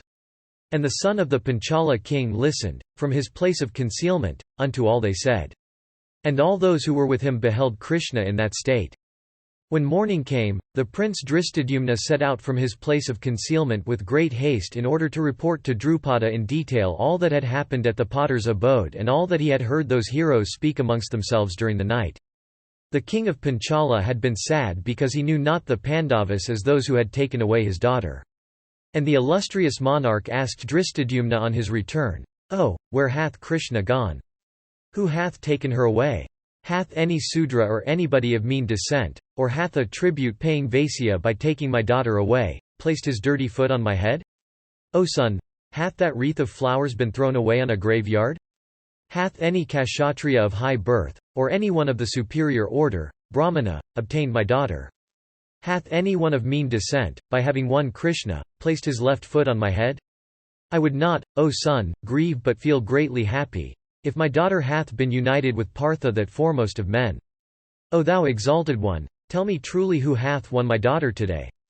Oh, Are the sons of that foremost of Kurus, Vichitravirya's son, alive? Was it Partha, Arjuna, that took up the bow and shot the mark? Vaivahika Parva.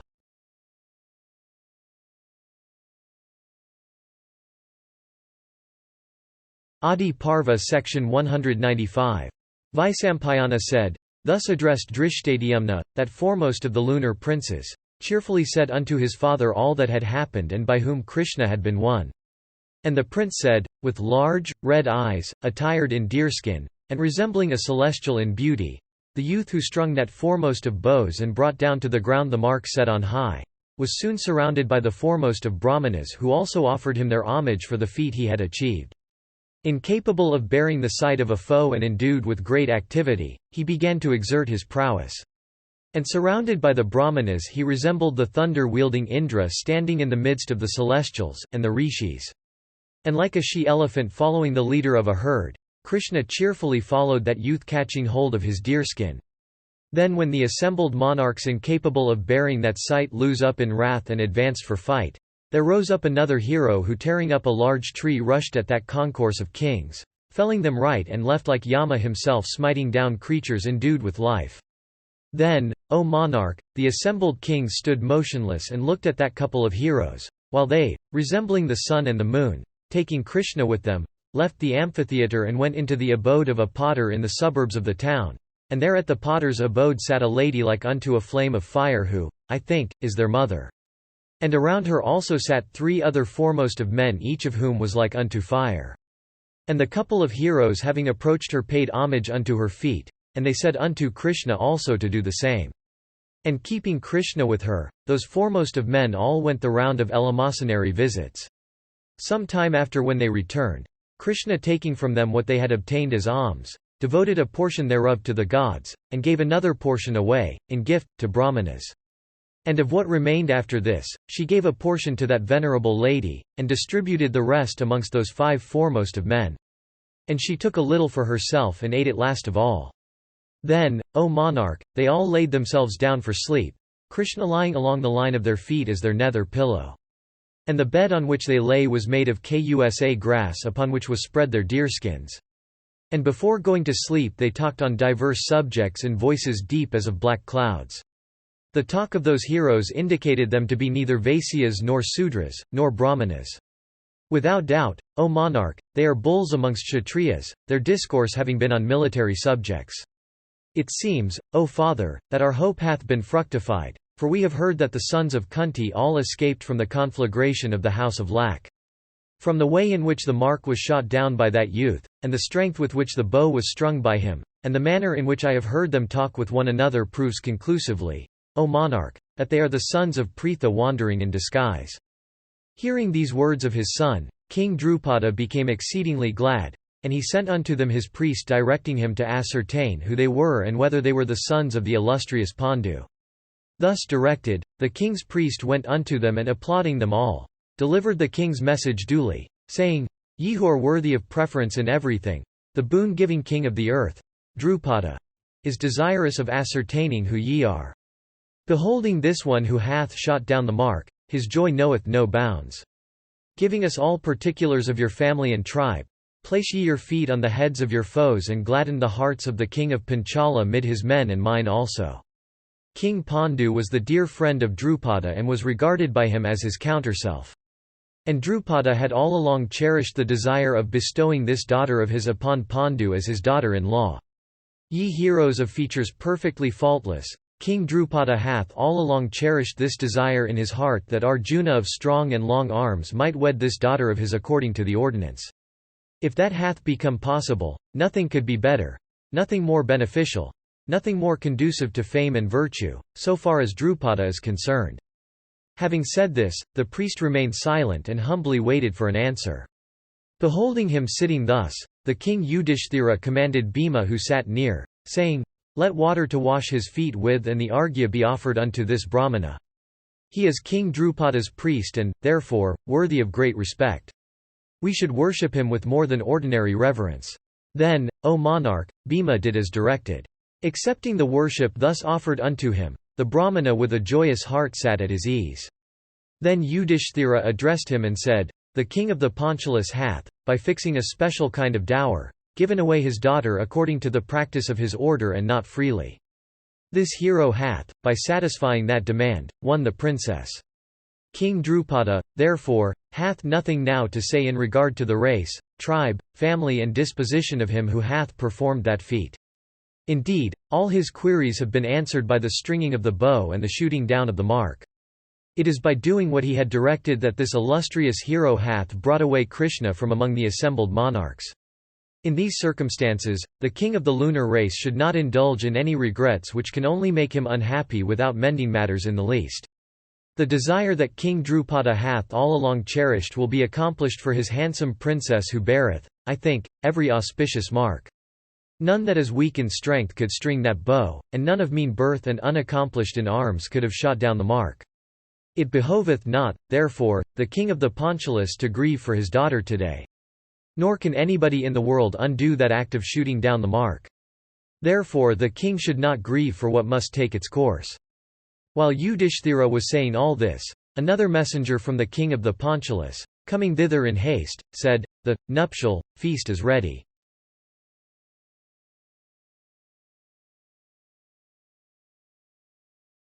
Adiparva section 196. Vaisampayana continued, the messenger said, King Drupada hath, in view of his daughter's nuptials, prepared a good feast for the bride-groom's party. Come ye thither after finishing your daily rites. Krishna's wedding will take place there. Delay ye not. These cars adorned with golden lotuses drawn by excellent horses are worthy of kings. Riding on them, come ye into the abode of the king of the Panchalas. Vaisampayana continued, then those bulls among the Kurus, dismissing the priest and causing Kunti and Krishna to ride together on one of those cars, themselves ascended those splendid vehicles and proceeded towards Drupada's place. Meanwhile, O Bharata, hearing from his priest the words that Yudhishthira had said, King Drupada, in order to ascertain the order to which those heroes belonged, kept ready a large collection of articles, required by the ordinance for the wedding of each of the four orders. And he kept ready fruits, sanctified garlands, and coats of mail, and shields, and carpets, and kine, and seeds, and various other articles and implements of agriculture. And the king also collected, O monarch, every article appertaining to other arts, and various implements and apparatus of every kind of sport. And he also collected excellent coats of mail and shining shields, and swords and scimitars, of fine temper, and beautiful chariots and horses, and first-class bows and well-adorned arrows, and various kinds of missiles ornamented with gold. And he also kept ready darts and rockets and battle-axes and various utensils of war. And there were in that collection beds and carpets and various fine things, and cloths of various sorts. When the party went to Drupada's abode, Kunti taking with her the virtuous Krishna entered the inner apartments of the king. The ladies of the king's household with joyous hearts worshipped the queen of the Kurus.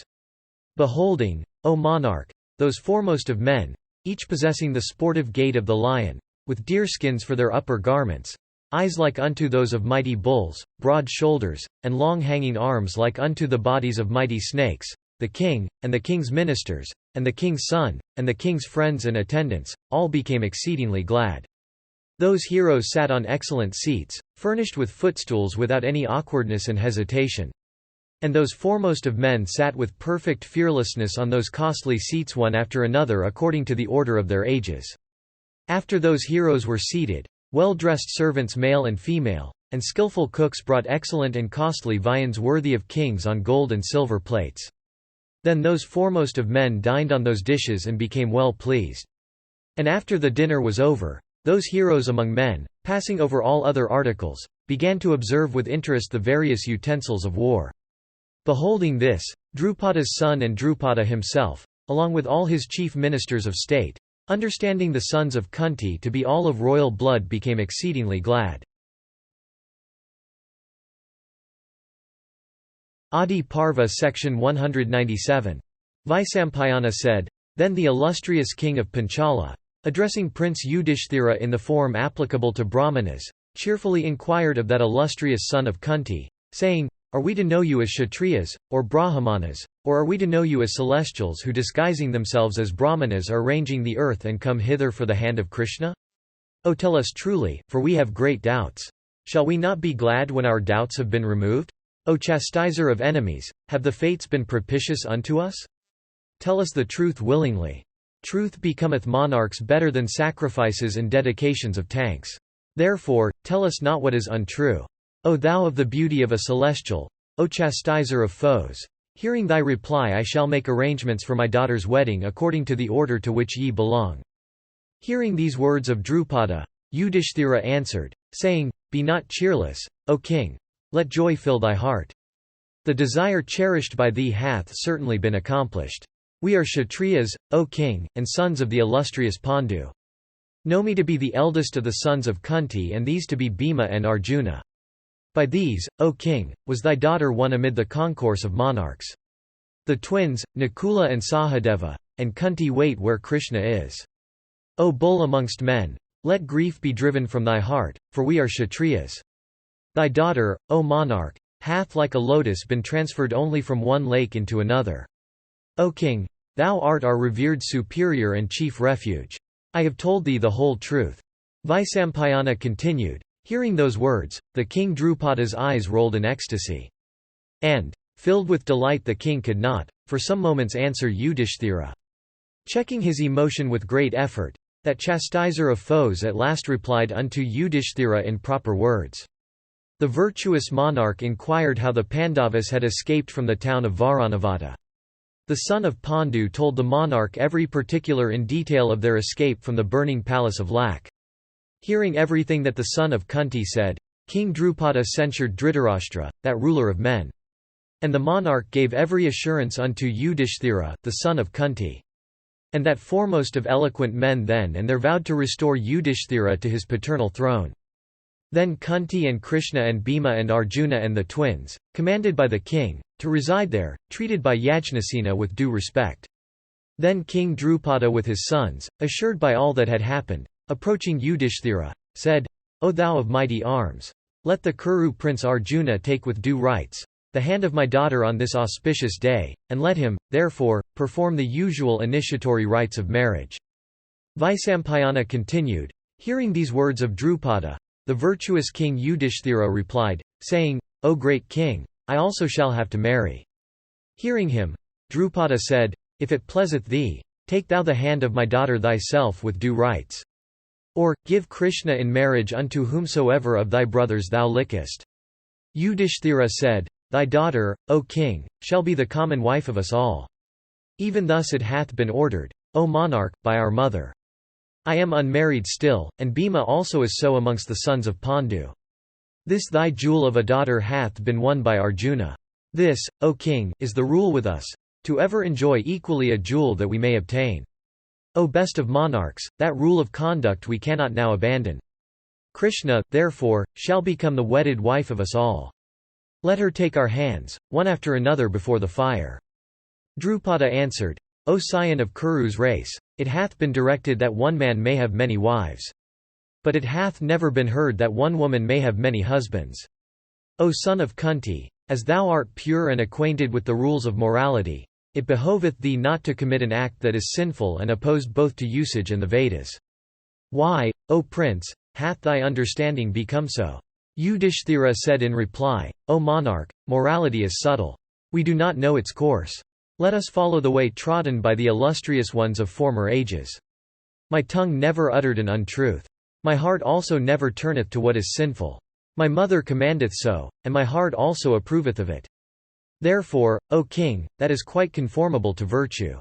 Act according to it, without any scruples. Entertain no fear, O king, about this matter. Drupada said, O son of Kunti thy mother, and my son Drishtadyumna and thyself, settle amongst yourselves as to what should be done. Tell me the result of your deliberations and tomorrow I will do what is proper. Vaisampayana continued, After this, O Bharata, Yudhishthira, Kunti and Drishtadyumna discoursed upon this matter.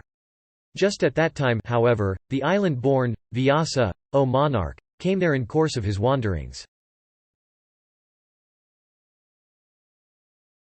Adiparva section 198.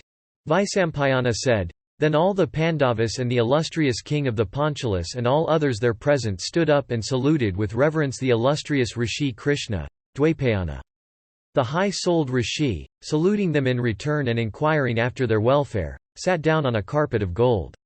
And commanded by Krishna, Dwaipayana, of immeasurable energy, those foremost of men all sat down on costly seats. A little after, O monarch, the son of Prishata in sweet accents asked the illustrious rishi about the wedding of his daughter. And he said, "How, O illustrious one, can one woman become the wife of many men without being defiled by sin? Oh, tell me truly all about this." Hearing these words, Vyasa replied, "This practice, O king, being opposed to usage and the Vedas, hath become obsolete. I desire, however, to hear what the opinion of each of you is upon this matter." Hearing these words of the rishi, Drupada spoke first, saying, "The practice is sinful in my opinion, being opposed to both usage and the Vedas. O best of Brahmanas, nowhere have I seen many men having one wife. The illustrious ones also of former ages never had such a usage amongst them. The wise should never commit a sin. I, therefore, can never make up mind to act in this way. This practice always appeareth to me to be of doubtful morality." After Drupada had ceased, Drishtadhyumna spoke, saying, "O bull amongst Brahmanas, O thou of ascetic wealth, how can, O Brahmana, the elder brother, if he is of a good disposition, approach the wife of his younger brother?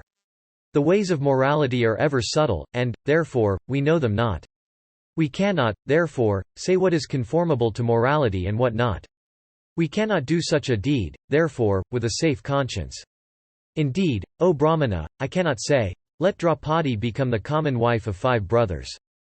Yudhishthira then spoke, saying, "My tongue never uttereth an untruth and my heart never inclineth to what is sinful. When my heart approveth of it, it can never be sinful. I have heard in the Purana that a lady of name Jatila, the foremost of all virtuous women belonging to the race of Gautama, had married 7 rishis. So also an ascetic's daughter, born of a tree, had in former times united herself in marriage with 10 brothers all bearing the same name of Prachetas and who were all of souls exalted by asceticism. O foremost of all that are acquainted with the rules of morality, it is said that obedience to superior is ever meritorious. Amongst all superiors, it is well known that the mother is the foremost. Even she hath commanded us to enjoy Draupadi as we do anything obtained as alms. It is for this, O best of Brahmanas, that I regard the proposed act as virtuous." Kunti then said, "The act is even so as the virtuous Yudhishthira hath said. I greatly fear, O Brahmana, lest my speech should become untrue. How shall I be saved from untruth?" When they had all finished speaking, Vyasa said, "O amiable one, how shalt thou be saved from the consequence of untruth? Even this is eternal virtue. I will not, O king of the Panchalas, discourse on this before you all. But thou alone shalt listen to me when I disclose how this practice hath been established and why it is to be regarded as old and eternal. There is no doubt that what Yudhishthira hath said is quite conformable to virtue." Vaisampayana continued, "Then the illustrious Vyasa, the master Dwaipayana, rose, and taking hold of Drupada's hand led him to a private apartment.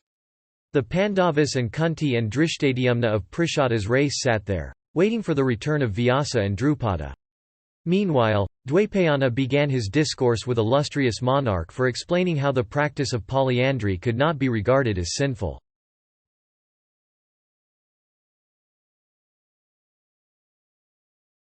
Adiparva section 199. Vaisampayana said, Vyasa continued, "In days of yore, the celestials had once commenced a grand sacrifice in the forest of Naimisha. At that sacrifice, O king, Yama, the son of Vivaswat, became the slayer of the devoted animals. Yama, thus employed in that sacrifice, did not, during that period, O king, kill a single human being. Death being suspended in the world, the number of human beings increased very greatly. Then Soma and Sakra and Varuna and Kuvera, the Satyas, the Rudras, the Vasus, the twin Aswins, these and other celestials went unto Prajapati, the creator of the universe. Struck with fear for the increase of the human population of the world, they addressed the Master of Creation and said, Alarmed, O Lord, at the increase of human beings on earth, we come to thee for relief. Indeed, we crave thy protection." Hearing those words, the grandsire said, Ye have little cause to be frightened at this increase of human beings. Ye all are immortal. It behoveth you not to take fright at human beings. The celestials replied, The mortals have all become immortal. There is no distinction now between us and them. Vexed at the disappearance of all distinction, we have come to thee in order that thou mayest distinguish us from them." The Creator then said, "The son of Vivaswat is even now engaged in the grand sacrifice. It is for this that men are not dying. But when Yama's work in connection with the sacrifice terminates, men will again begin to die as before. Strengthened by your respective energies, Yama will, when that time comes, sweep away by thousands the inhabitants on earth who will scarcely have then any energy left in them." Vyasa continued. Hearing these words of the firstborn deity, the celestials returned to the spot where the grand sacrifice was being performed. And the mighty one sitting by the side of the Bhagirathi saw a golden lotus being carried along by the current. And beholding that golden lotus, they wondered much. And amongst them, that foremost of celestials, viz. Indra, desirous of ascertaining whence it came, proceeded up along the course of the Bhagirathi. And reaching that spot whence the goddess Ganga issues perennially, Indra beheld a woman possessing the splendor of fire. The woman who had come there to take water was washing herself in the stream, weeping all the while. The tear-drops she shed, falling on the stream, were being transformed into golden lotuses. The wielder of the thunderbolt, beholding that wonderful sight, approached the woman and asked her, "Who art thou, amiable lady? Why dost thou weep? I desire to know the truth. Oh, tell me everything."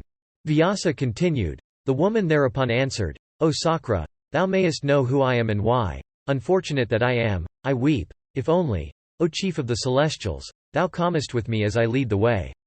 Thou shalt then see what it is I weep for." Hearing these words of the lady, Indra followed her as she led the way. And soon he saw, not far off from where he was, a handsome youth with a young lady seated on a throne placed on one of the peaks of Himavat and playing at dice.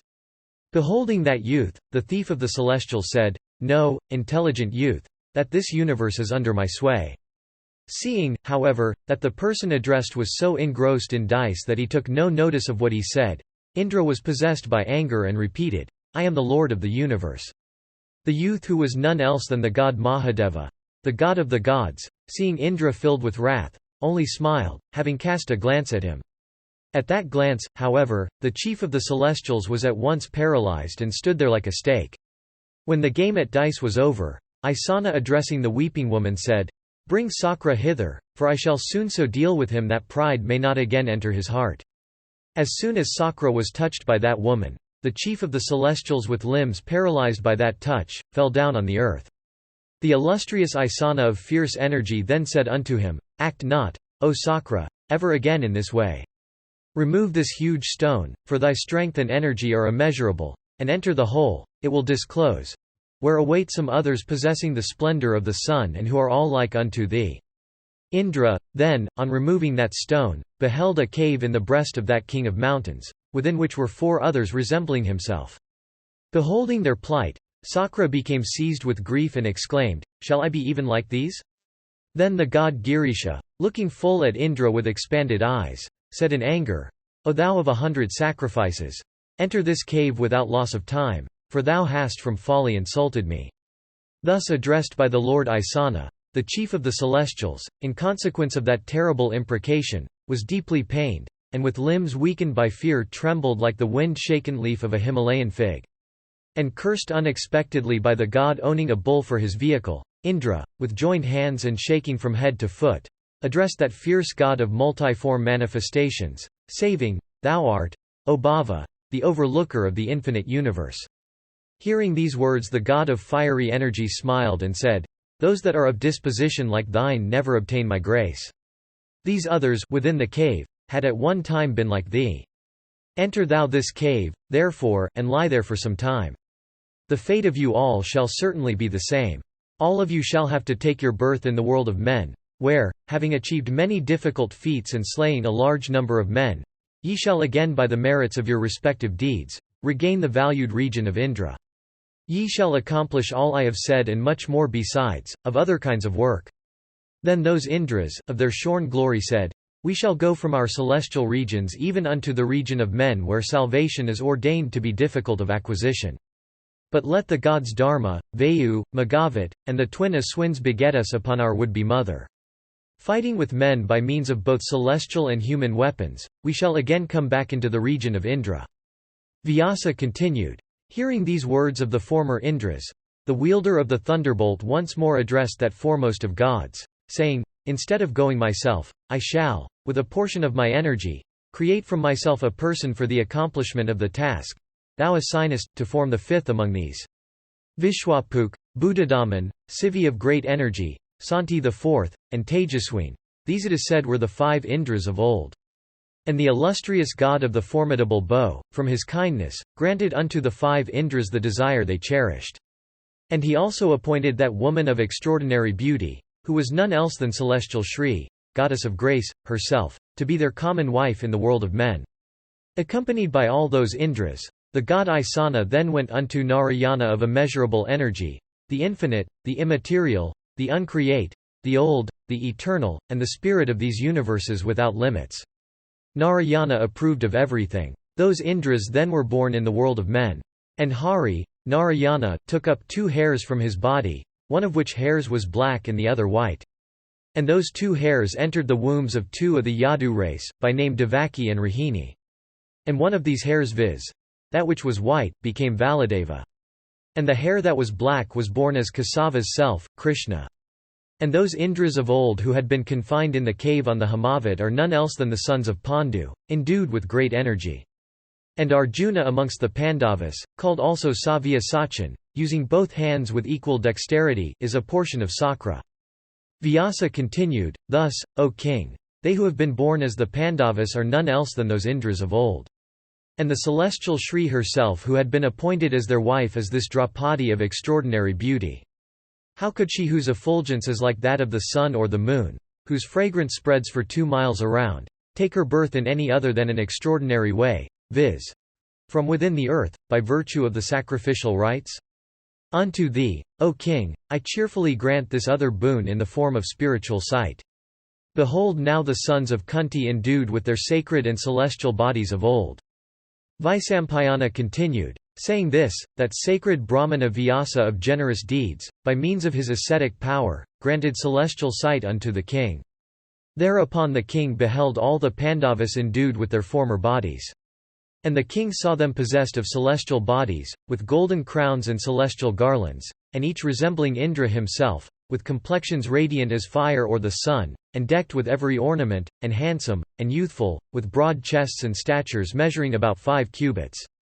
Endued with every accomplishment, and decked with celestial robes of great beauty and fragrant garlands of excellent making, the king beheld them as so many 3-eyed gods, Mahadeva, or Vasus, or Rudras, or Adityas themselves. And observing the Pandavas in the forms of those Indras of old, and Arjuna also in the form of Indra sprung from Sakra himself, King Drupada was highly pleased. And the monarch wondered much on beholding that manifestation of celestial power under deep disguise.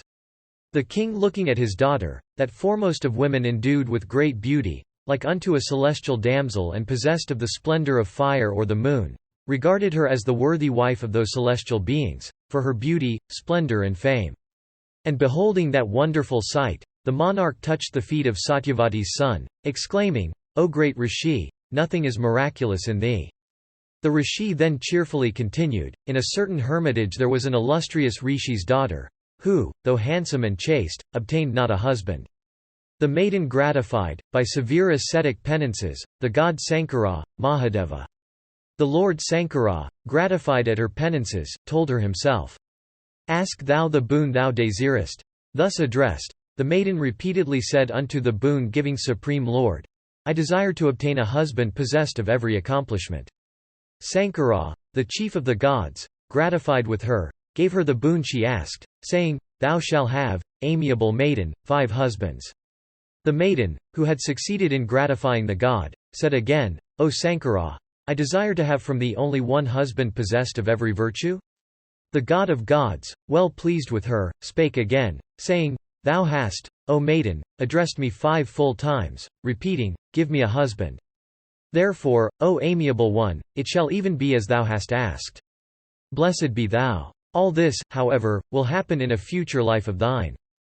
Vyasa continued, 'O Drupada, this thy daughter of celestial beauty is that maiden. Indeed, the faultless Krishna sprung from Prishada's race hath been preordained to become the common wife of 5 husbands. The celestial Shri, having undergone severe ascetic penances, hath, for the sake of the Pandavas, had her birth as thy daughter in the course of thy grand sacrifice. That handsome goddess, waited upon by all the celestials, as a consequence of her own acts becomes the common wife of 5 husbands. It is for this that the self-create had created her. Having listened to all this, O King Drupada, do what thou desirest. Adiparva section 200. Vaisampayana said, Drupada, on hearing this, observed, O great Rishi, it was only when I had not heard this from thee that I had sought to act in the way I told thee of. Now, however, that I know all, I cannot be indifferent to what hath been ordained by the gods.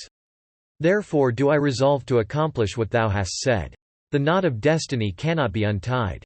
Nothing in this world is the result of our own acts. That which had been appointed by us in view of securing one only bridegroom hath now terminated in favor of many. As Krishna, in a former life, had repeatedly said, Oh, give me a husband. The great God himself even gave her the boon she had asked.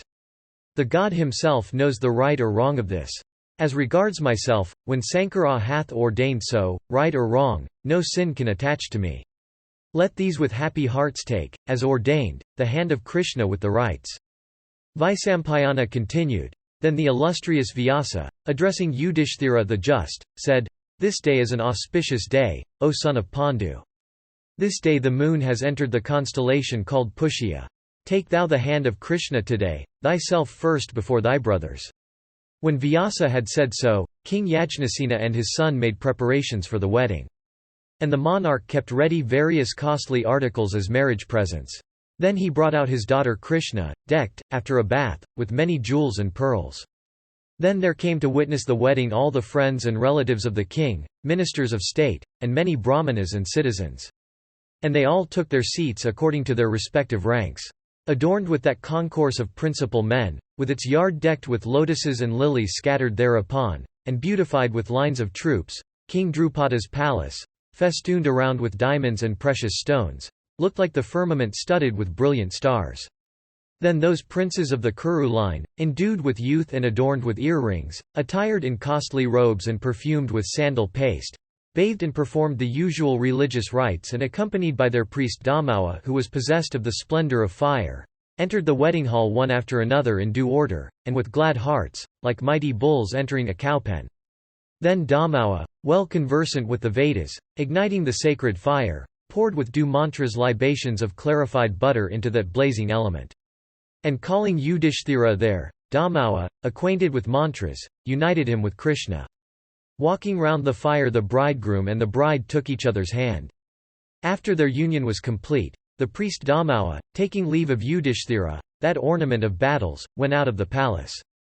Then those mighty car warriors, those perpetuators of the Kuru line, those princes attired in gorgeous dresses, took the hand of that best of women, day by day in succession, aided by that priest. O king, the celestial Rishi told me of a very wonderful and extraordinary thing in connection with these marriages, viz. That the illustrious princess of slender waist regained her virginity every day after a previous marriage. After the weddings were over, King Drupada gave unto those mighty car warriors divers kinds of excellent wealth. And the king gave unto them 100 cars with golden standards, each drawn by 4 steeds with golden bridles. And he gave them 100 elephants all possessing auspicious marks on their temples and faces and like unto 100 mountains with golden peaks. He also gave them 100 female servants all in the prime of youth and clad in costly robes and ornaments and floral wreaths. And the illustrious monarch of the lunar race gave unto each of those princes of celestial beauty, making the sacred fire a witness of his gifts, much wealth and many costly robes and ornaments of great splendor.